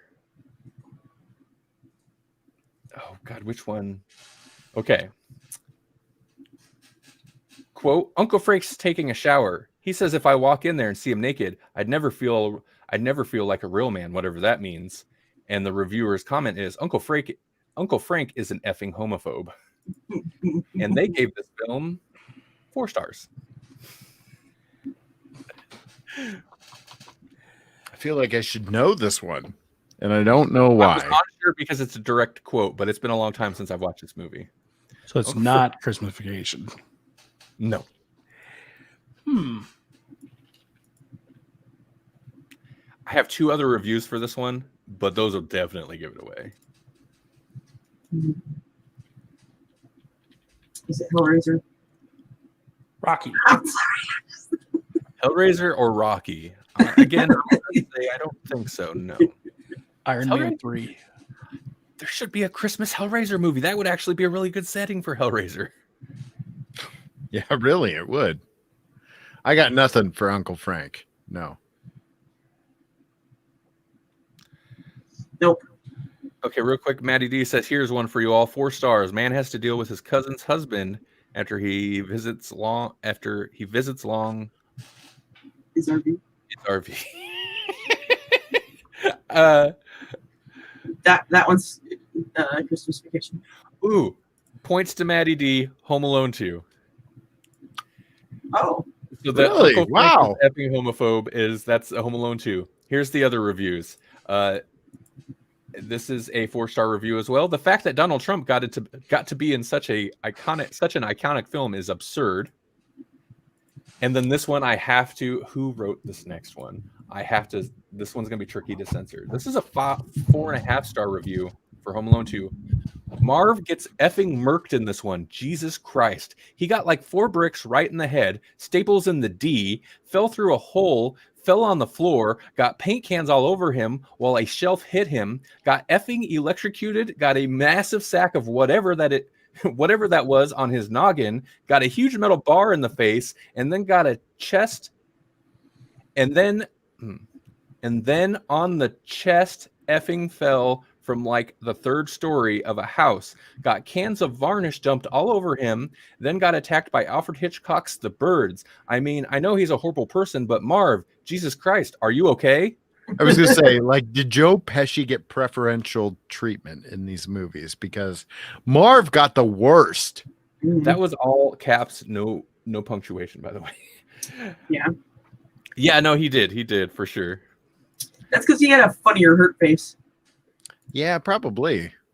Okay, Maddie D got, was that no, that was the first. Maddie D gets a point. He's not even on the show. What's the leaderboard? Is it 1-1-1? It's 1-1-1/2, and you've got the half. Because I think Maddie D got that on the first. Yeah, I did.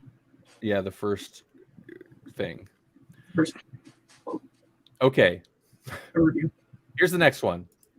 Whoever. The F is up with these kids in these Christmas movies being straight up psychopaths. And that was by the way, Maddie D, I don't know which one. Was that Christmas Vacation, or that could almost be Krampus too, that Maddie D had thrown out there? Christmas Vacation? Okay. That was a 4-star Peanuts review. Christmas special. No, but I love the idea that people thinking they're psychopath kids. Okay. Hitting Christmas movie, Crazy Kids. The F is up with these kids in these Christmas movies being straight up psychopaths. They just got the worst tree, man.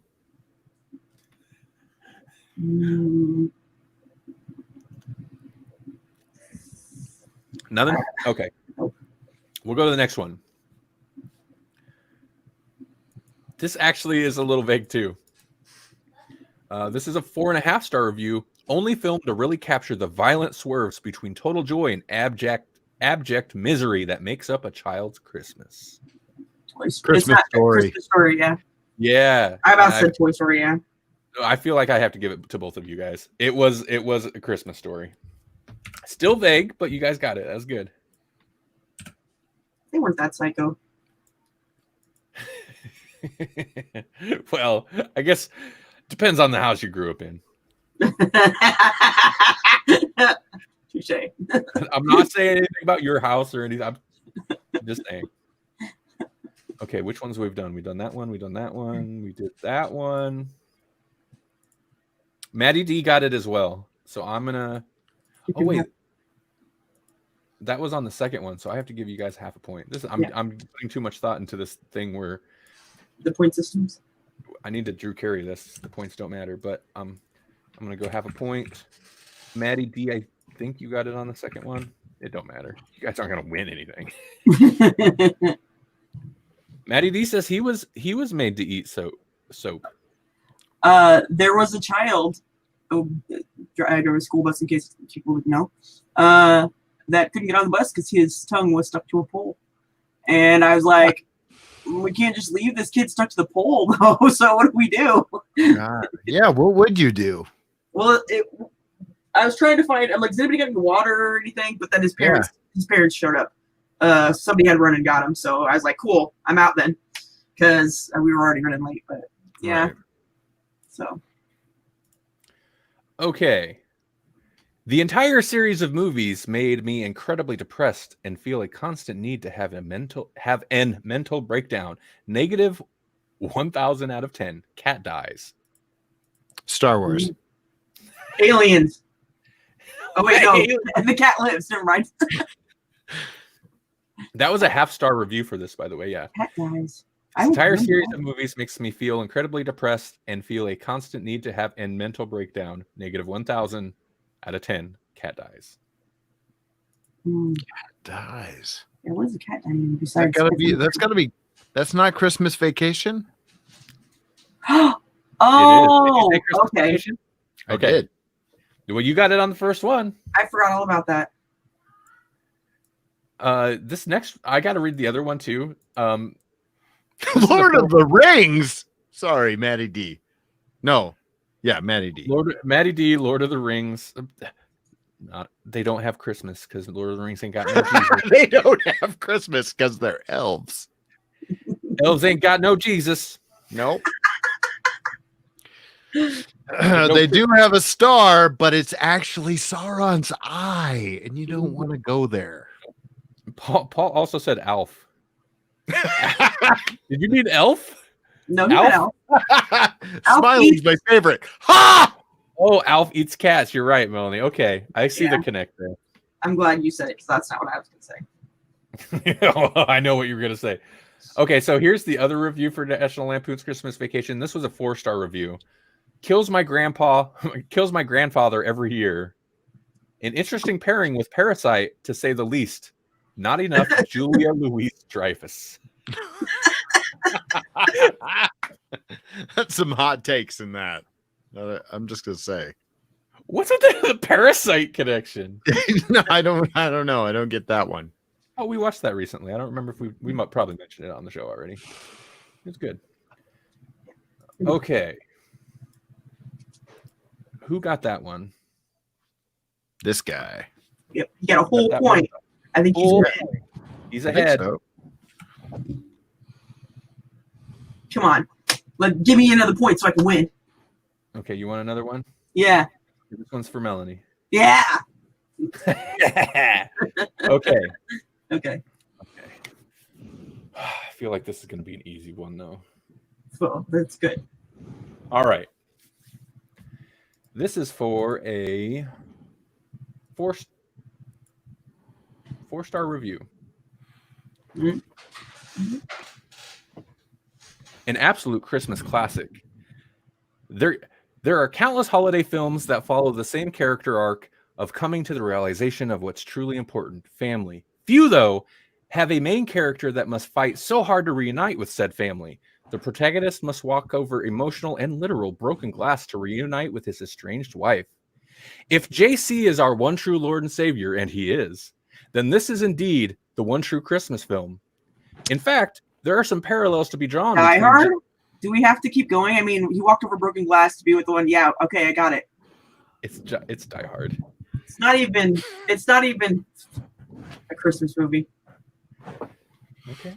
You still got the point solidly, You want the rest- powerfully, you want the rest of the huge review? if true. You want the rest of the review? No, I don't want the rest of the review. You're missing out. Fine. I do. I want it. Give me I the want rest it. of the review. In fact, there are some parallels to be drawn between JC and the film's protagonist. Some might say that is blasphemy. Well, I say nay. The only blasphemy in this film is the blast you'll have watching as this film sprays holiday cheer all over your screen.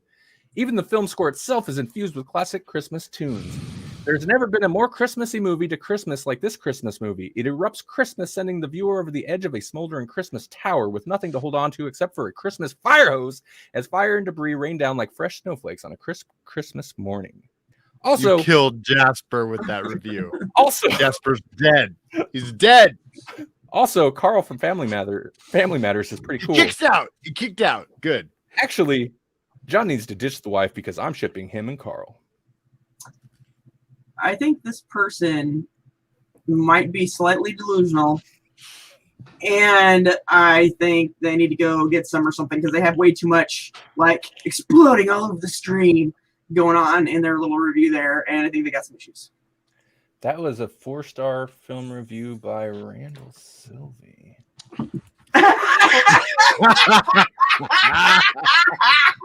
Yes. Well played.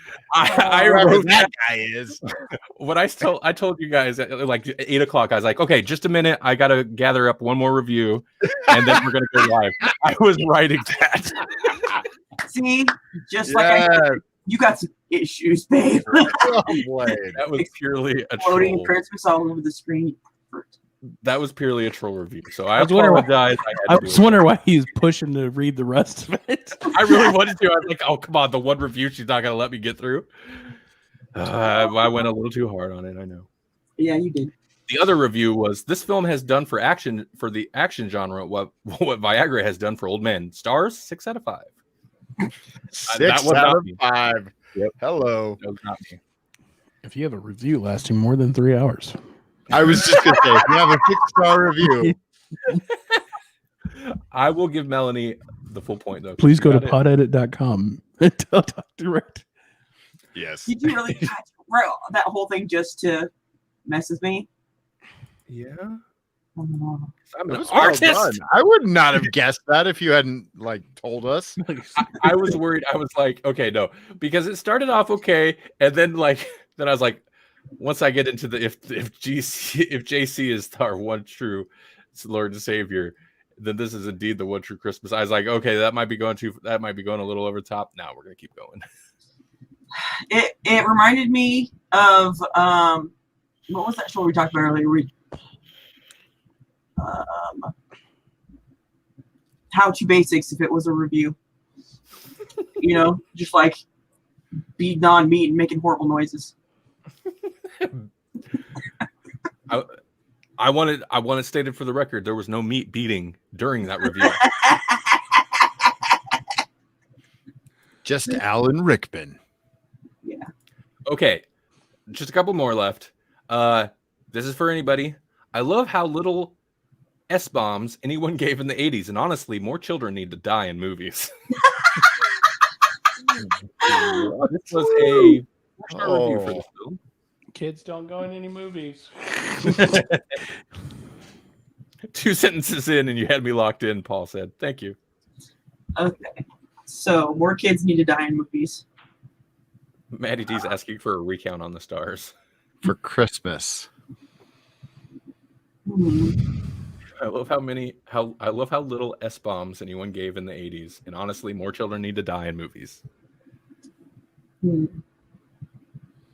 Okay.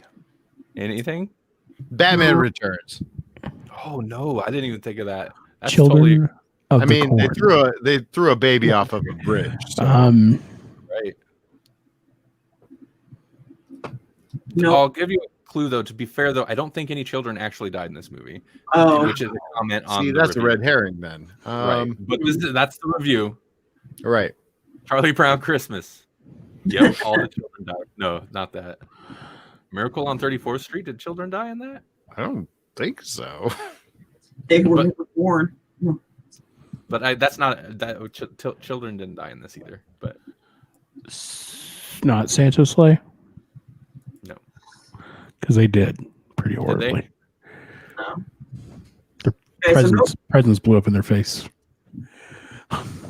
they didn't give an S. If no children died, I have no idea what this is. Yeah. Okay. This one's gonna give it away. But 9.5 out of 10. I would yeet Baby Yoda in front of a bullet to save Gizmo. Gremlins! Yeah. Okay. No one died. That was a child. Yeah, there were no children deaths in that. No. A little bit of a misdirect. I heard Baby Yeah, Yoda, and I a was like, little Mandalorian? Oh, Jenna had said guessed Babes in Toyland. Paul said It's a Wonderful Life. I mean, that was my next guess was It's a Wonderful Life, just because they retconned a bunch of babies, maybe? Oh yeah, I guess kind of. Like, oh, I was never alive, so a bunch of people weren't born. I guess it just depends. Never mind. Quantum. I'm not gonna follow that train of thought. Depends upon it depends. Or maybe they were alluding to the other review, which is I would yeet Baby Yoda in front of a bullet to save Gizmo. Maybe that reviewer is like, I want to see more baby deaths for Gizmo. Okay. It's Grogu, BT Debs. Nope. It's not. It'll never be Grogu. Yes, It'll never it be. is. So And isn't he basically a Mogwai without fur?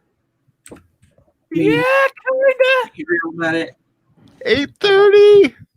8:30. Mogwai without fur. Maddie Downs lady did sail out of the roof, and she sailed out of the roof on a chair. That was pretty awesome. That was. I mean, come on. That is a Christmas movie. Yeah. That is the town that Christmas destroyed. I will say it again and again on this show. Any dissenting opinions? I mean, it's fine if you're wrong. We don't have to get. Melanie, I know it's a tired topic. We don't have to get into it. Hey, so next, This film was ruined for me. The previews of other films on the DVD was an animated story about Jesus Christ. There was always one horrible bit that I thought was quite graphic for a child's film, the crucifixion.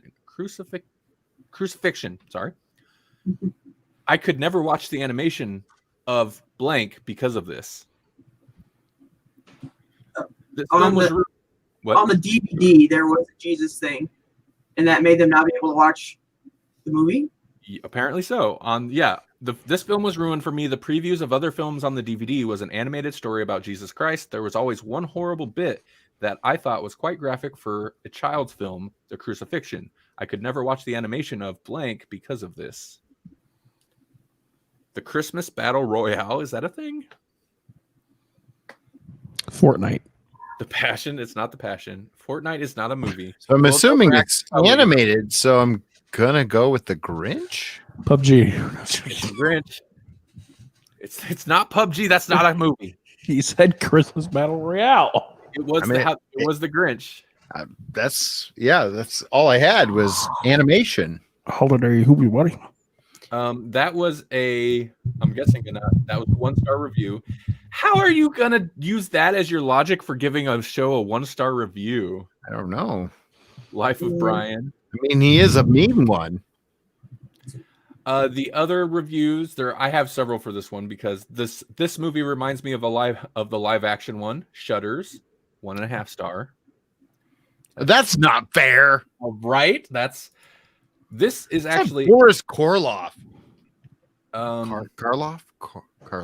I'm not seeing weird? the stars for this one, but except for Lindy Lou Who's creepy slug body, this is a masterpiece. We'll stop doing Grinch remakes already. Come on, she's a little girl. Except I love that one. Except for Cindy Lou Who's creepy slug body, this is a masterpiece. That's because she's wearing one of those weird like baby dress outfits that they put babies in that have no legs. Here's another one that I really enjoyed. This is a 4-star review. Damn, the Grinch really got over his seasonal depression. I'm proud of him. He really did. All he needed was some music. Like, you just need a good Spotify list.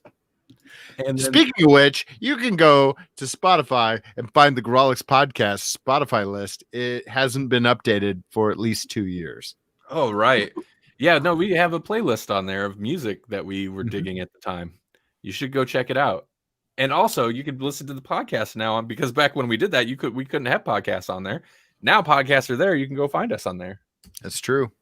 I want to make a new list. Oh, I kind of like. Oh wow! I also like Matt. Who did what to Jesus? And then Paul's got a song. Speaking of the song, so another review. This was a 5-star review. Thurl Ravenscroft. You have all the tender sweetness of a seasick crocodile. My mom, he's singing about you. Wow. Woo, you're a mean one. Mr. Grinch. Let's see how many. Let's see. I've got that one. 2 more. I've got one more. I feel like. Let me double check. Someone needs some therapy on that last one. Some of these are okay. I'm gonna throw this one to Melanie because you love me. I do, but I wasn't trying to like weight these towards Melanie, but you'll see. Okay, 0.5 star for this film. I like the film, but I put that rating because my wife was killed. What? That's a review by Nover. Nover on Letterboxd. 0.5 star for this film. I like the film, but I put that rating because my wife was killed. Okay. I'm not sure what that's in reference to. There's like a whole Wick. story in there I want to unpack. It's not John Wick. What? It's not John Wick. No, that's not Christmas. You guys dog? But then it would follow up with -1,000 out of 10. Dog died. Yeah. Okay, I can go to the second one. This one's gonna give it away. I need to skip over sections of this though to make it not completely obvious. If blank doesn't make you want to deck the halls and sing jingle bells, You must be a Grinch Scrooge. Blank has so much holiday cheer. There's a cool pussycat. Plastic baggy fun. Way, way underage drinking. Rad POV kill vision. Crazy Canadian humor to offset the absolute psychological terror tension. Prank calls. High-tech phone tracing. A swearing Santa. Turtle effing. Shag carpet. Juliet without her Romeo. Classical music destruction. A fellow with a mink coat who's straight pimpin'. Old lady drunkenness. Creepy Christmas carolers. The neighborhood watch. A smart cop. A dumb as rocks cop. And a killer who doesn't give a flying. Yeah, it is Black Christmas, but Paul already got it. Oh, did he? Oh, yeah. It was Black Christmas. I got it. What the heck does that have to do with his wife dying? How was I supposed to get it from I that? was going to say, That's a different review. But yes, I don't know what's up with that first review. Okay. I don't. Like, is that real? Or was it just like... he just loves Margot Kidder? Is that it? That's my other thing. I'm like, is he like upset that one of the actresses was killed in the movie and like they like her? I'm guessing that. But I like this other review because he laid out like, yeah, that's Black Christmas. God bless Bob Clark. He gave us Porky's, A Christmas Story, Baby Geniuses, and one of the most frightening horror movies of all time. We give lots of deserving love to Tobe Hooper's The Texas Chainsaw Massacre and John Carpenter's Halloween, but Black Christmas deserves our highest praise too. With characters you actually care about, real terror, terrific camera work, slick editing, humor in all the right places, Mr. 70s John Saxton, and an ending that's still talked about and debated today, Black Christmas is a must-watch for anyone in need of a little bit of holiday magic. Merry Christmas and Happy Holidays, Letterboxd friends. I must say, I didn't really give crap about any of the characters, honestly. But all the other stuff he said was true. Okay. It had way, way underage drinking. Yeah, at one point, Margot Kidder's character is feeding some, like, obviously little, like, 10-year-old kid something that's supposed to be booze. But it was not, in case you didn't notice, that was a Welch's grape juice bottle she was pouring. Was it? Yes, it was. Son.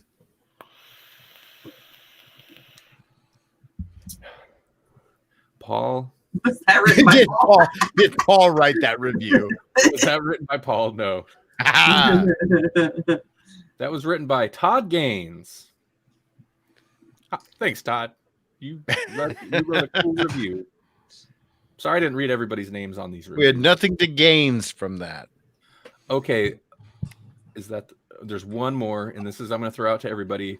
And this is again, wait, who? Okay, so Melanie, you did get that one. Was that yeah, but I got it after Paul got that one. Paul got it, yeah. Yeah, but did you get it because Paul got it? No, I got it after, but Well, I'll give you both points. How I've been doing it. Okay. There's 4 reviews, but they're both like pairs. So, for this movie, a 1/2-star review. This is the best Christmas film ever made.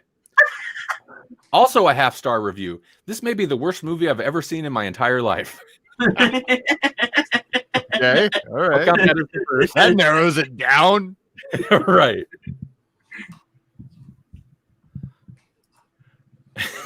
And I know there's nothing to work with there. Should I go ahead and go with the second set of reviews then? Yeah. Okay. This one will most likely give it away. They're not all bad reviews. Here's a 5-star review. It's turbo time. Here's a 1/2-star review. It's never turbo time. Turbo Man. No. Turbo. Jingle all the way? You go all the way. Yeah! Get to the chopper!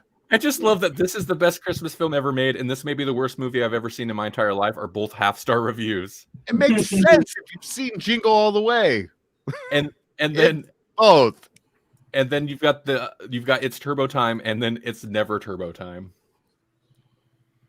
So It's like, why do I know Turbo Time? Because like my brain goes to Power Rangers right away. And was like, no, that's not it. There's no Christmas. I went to Knight Rider real quick. yeah. Turbo Boost. Yeah. Paul, It's a Wonderful Life. Yeah, it's Turbo Time. That's all I've got. Who won? I think it was Jesse. It Okay.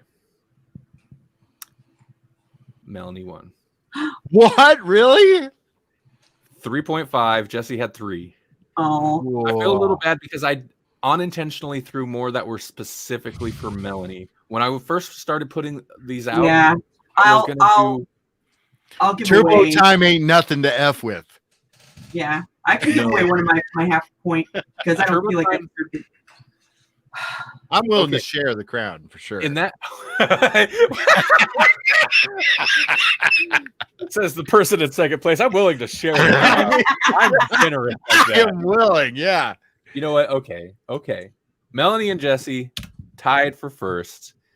My thought was I was gonna give these were each gonna be individual for you guys, but then I was like, well, only some of them, like Scrooge and Star Wars and Die Hard were for Melanie for obvious trolley reasons. Not Scrooged, but then also Black Christmas, and I was like, oh crap, like nobody else has watched that one. Except Paul. Yeah. I mean, it was clearly the Dominion machines that were. Yeah. Yeah. I'm sorry. It's just because I have issues with things, and Randy has issues with messing with people about their issues with things, and that's what happens. That Ernest Saves Christmas one is still messing with me because I was like, what? Ernest Saves Christmas, and I thought Jingle All the Way would be maybe a good Jesse one. I thought Was. maybe Gremlins and Home Alone, only because I know Jasper's watched those because we've done them on GCU. Would be good for Jasper. It was, but it was like Gremlins was like, what? That totally throws me off because I think totally kid movies, and there's not a lot of children in that movie at all. Maddie D says they want Die Hard thrown out due to reactions. Rigged. Well, plus, arguably, it's contested whether Die Hard is actually a Christmas movie, so should that even count? Maddie D had 1.5 points. Paul had 0.5 points. No, he had Black Christmas, didn't he? Yeah. So he had at least 1 whole point. Really? I think so. Did he didn't guess Black Christmas on the first one though, did he? Because that was I like this film, but I put that rating because my wife was killed. Okay. I didn't understand how you were doing that. I thought it was like if you whoever got it first got a full point. No, if whoever got it on the first rather The obscure first review. Okay. Oh, Then they that's get a why full nobody got very many first points. Yeah, then they get a full point, and then whoever got it. Yeah, I didn't go by who got it first. I just level of difficulty of review. That makes sense. Yep. Okay, well, I believe that's a game. Yeah. I think No next one's time ever done it before or so strongly. Yeah. I like it. I want to do it some other time, but I think we should all pick a review and make Randy guess it next time. There we go. That's fine. I know. Yeah, I'm down. Well, obviously, I couldn't play because I was kind of the GM, I guess, for this. But Right. watch the replay. Because I didn't let them in to watch me tally these points. Did Paul have like a review of last year's Christmas special? Or did I read that wrong? You read that wrong? No, Paul in his last year's Christmas episode did Black Christmas. Oh, his last year. I was like, wait, is he talking about our Christmas special? Did we do a Christmas special? I don't remember. I feel like we probably did, but I don't know what it was. Last year we did. We talked about I just trolled with like well, I just remember putting together a list of like the greatest Christmas movies and intentionally picking just ridiculous movies like Oh, okay. I do remember this a little bit. Oh, I don't know that we did that on the show, but I remember writing the article because I threw Lethal Weapon on there because it's part of it Yes. during Christmas or something. Yeah. I was just Christmas is just becoming me trolling people who are open to it. It's funny. Like, okay, so we didn't. I guess I didn't throw out a review of Ernest Saves Christmas, but I like it. Like, I would say it's at least a 3 or a 4. I don't know, 3.5. I'd give it a 3.5. 3.5. Yeah. Jasper, did you rate Santa's Sleigh? 3 out of 5. 3 out of 5. All right. So, like, how do we feel about Christmas this year? Because I feel like Christmas is more important this year because of 2020 being what it was. Mhm. And I'm not even going to have a Christmas with my family.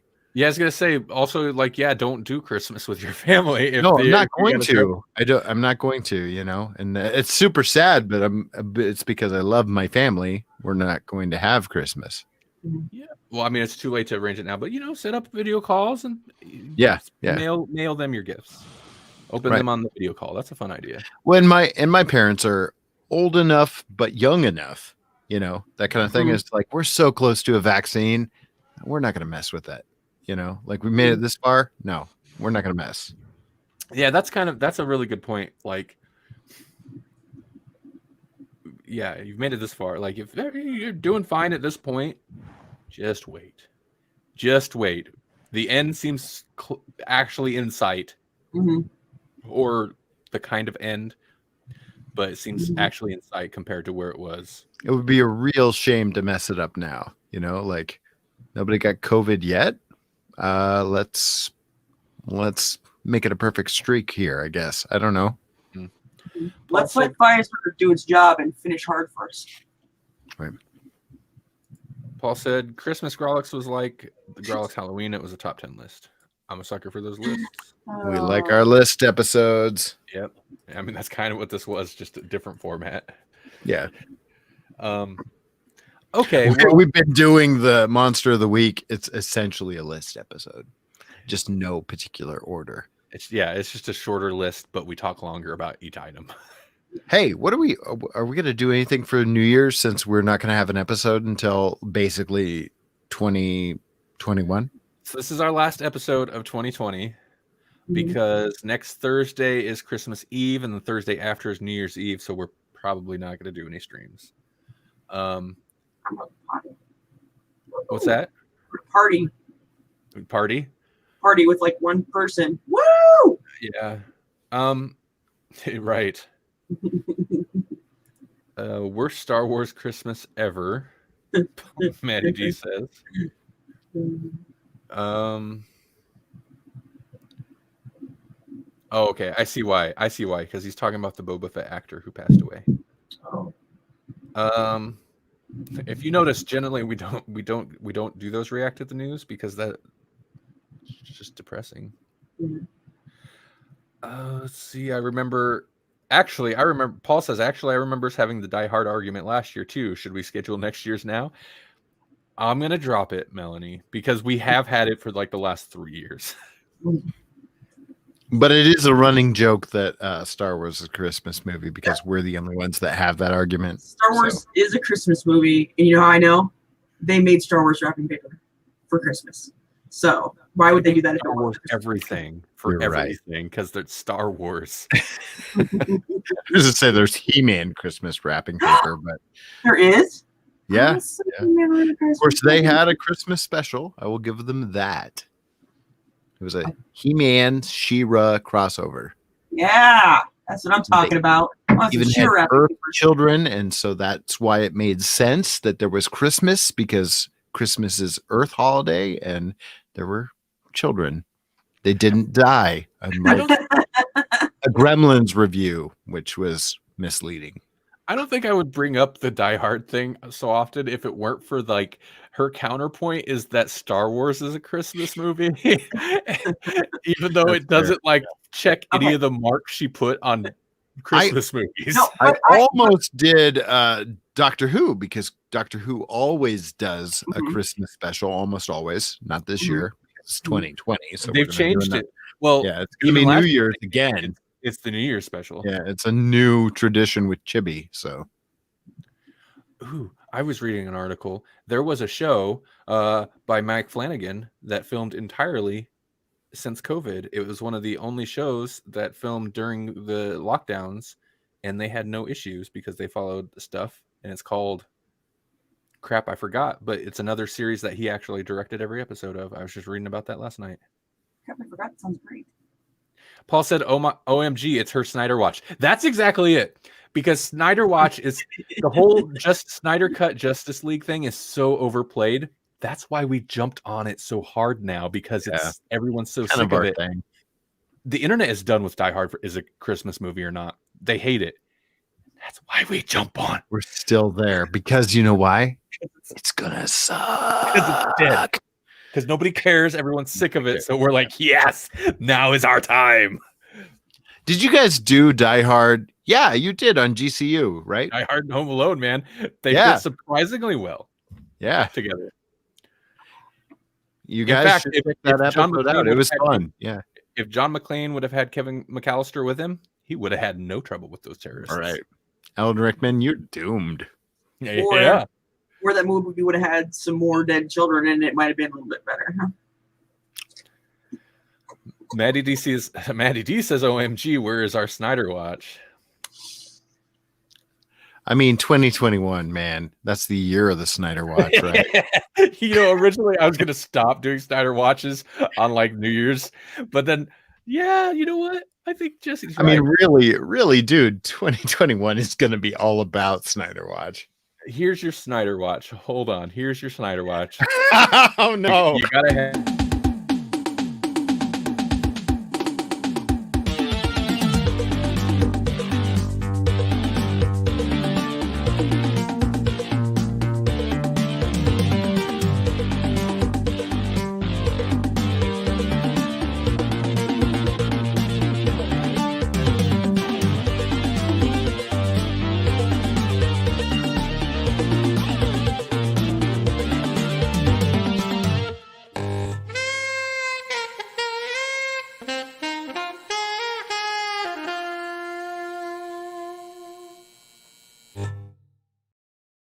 Snyder Watch because you demanded it.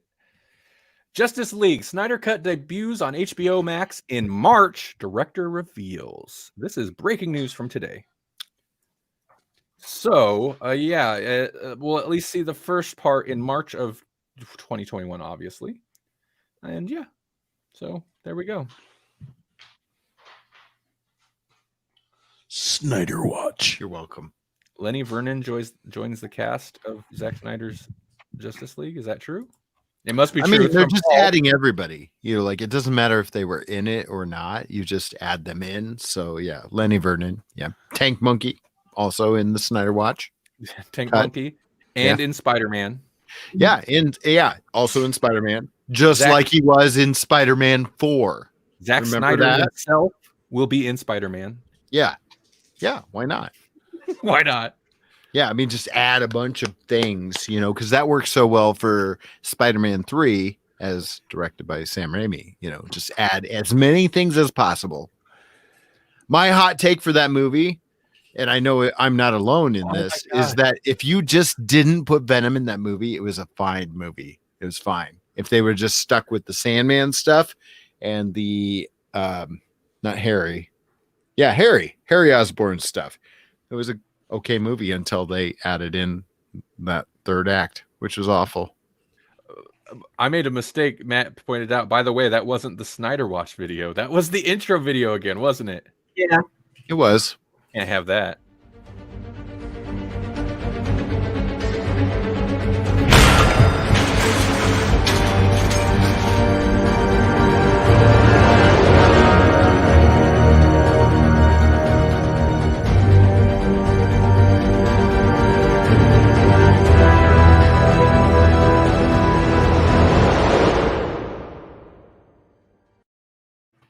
Welcome to Grawlix Nights. We're going to go backwards.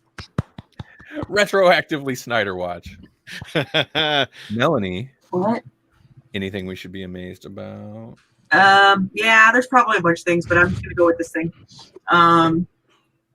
They have a newly discovered mineral called petrovite that they found in a volcano in Russia, and it's possibly going to revolutionize batteries. It's got a unique structure. that would work great, but for batteries, and it would be way cheaper. But there's a limited amount in the volcano, so they have to see how easy it is to make in the lab first. But if they can make it as easily as they think they can, it would be a super cheap alternative to lithium, which is what is currently in use, and it would be a lot better for the environment. So that's something to be excited about and to look forward to if they can get it working right. Okay. I've actually heard about this, and they were talking about it with like the Tesla and electric cars and how they could charge vehicles within like 10 minutes. Because like right now it's like maybe a half hour to an hour. And so like a 10-minute charge, you could go in, get a coffee and donut, chill, and boom, now you can drive for 500 miles. Yep. Paul asks, who is digging around in volcanoes? I'm more impressed they survived. And Maddie D says, those wacky Russians. Yeah, there you go. That's who. True. No, it's a research team. What is it? I'm trying to see. They're from St. Peter's University in Russia. Yeah. So very interesting and advances, and it's something that is easier to explain, because I have had a comment or two that people don't understand what the heck I'm talking about sometimes. So trying to simple it down a bit. Gotcha. Jesse, what do you got coming up? Somebody mentioned something about a 6-hour stream you got coming up. That's fair. Actually, I was going to mention this because of Paul, because I know for a fact that Paul has got the ABCs of pop culture, like he usually does on these crazy extended streams. I'm not 100% on what I'm going to be doing, but in the Eddie and the Star Cruisers 6-hour thing, which is the last working title we had, there may be some puppets. I don't know who's a puppet enthusiast on this stream, but if you show up, there may be some puppets on the stream, and I might know a guy that knows about some puppets. Cool. Okay. And that's on the Eddie and the Star Cruisers Facebook page? Yes. Yeah. Look for it there for sure. I think that's really the main place that would stream from. Okay. It just occurred to me, Jesse, do you prefer like hand up the butt puppets or like stringy dance puppets? Wow, that's a weird way to frame it, but yeah, I prefer puppets as opposed to marionettes, which is what I believe you're referring to with the stringy ones. So I prefer to manipulate with the hand as opposed to the strings. So you like to put your hand up the butt of the puppet rather than a hung puppet. I didn't say that. Melanie said that. You don't want a hung puppet. No. Yeah, I don't want to hang any puppets. No. That's ridiculous. I muted it because I try not to let my regular world spill into our podcast. But as you were speaking, my nephew poked his head and he said, "Did you just say a stringy puppet? That's a marionette. What are you talking about?" That kid is wise beyond his years. I'm just going to say that. So. Yeah. Jasper, what you got going on? You got anything exciting coming up, or you got anything you want to tell people go here and do something, or what do you want? Where can they get a cup? What you want, boy? Never mind. Oh, you mean this? You can't get it. Carranzo cup? You can't do it. You can't get it. Can't. One of a kind. Can't sell this because it's mine. But Carranzo, is there somewhere they should put that they might be able to see things that you never post? Wow. Dude, it's been months since you've been on the show. Yeah, I gotta get my jabs. Yeah, I wish my internet connection was better up in the little back country. Yeah, rural internet is not great. Right. Yeah, it's 20 capped at 20. But yeah, I've been trying to get some videos recorded at least. So then, with my internet connection, does get better, I will have a backlog. It'll take forever, but uploading, immediately uploading, streaming might not be an option, but you can. Yeah, no, as you can see here with my audio and stuff, streaming is not the option right now. It's not too bad. Sounds good now. Yeah, it's not bad. I still can't figure this out why it keeps shutting off, but yeah. Cool. Okay. So when I do get that better connection, you'll see me. Hey, Melanie, What? you got anything else you want to tell people? No. Okay. I had to throw it over to you. I don't have too much going on either. We will be back after the new year, 2021. We will probably do some type of New Year. We always do a New Year's thing. I don't know, a retrospective of the year or something. Although I feel like everybody's going to hit 2021. Not that anything's really going to change, but they're going to hit 2021 and be like, we're never talking about 2020. Yeah, It's probably. over. So here's our resolution: we will not do that episode. We will not do the not talking about 2020 episode. Right. Yeah, Instead, we're going to talk about it. Instead, yeah. we're going to talk about it all year. Wait, is that a dead horse? Does it 20 need beating? I mean, I'll just say it now. 2020 is the year we live streamed every episode and put out more episodes than we ever have in a year. For real, for real. Weird. But yeah, that's all I got. I'm gonna wait till after the new year, but I'll be putting out a new album under the Audio Snuff title. It's gonna be weird, so you probably won't like it, but that'll happen, and I'll tell you when it does. Is it the spooky Audio snuff, not super science. Not Super Science is Audio Snuff. It's too weird for Super Science. All right. Audio Snuff is a title I've had but been sitting on for years at this point. It's my like dark ambient noise sound. It's the creepy. Could you kill people to it? Yeah. Yeah. In fact, Just asking you're for not a doing friend. it right if you're not you're not listening right if you're not Asking for a friend. It's not. Christian Bale needs a new Huey Lewis in the news.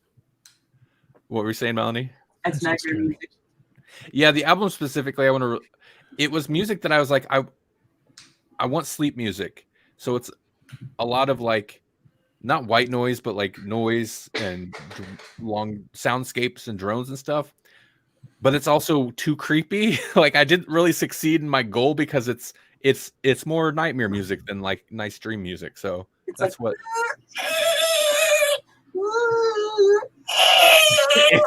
It's not. You've got TARDIS.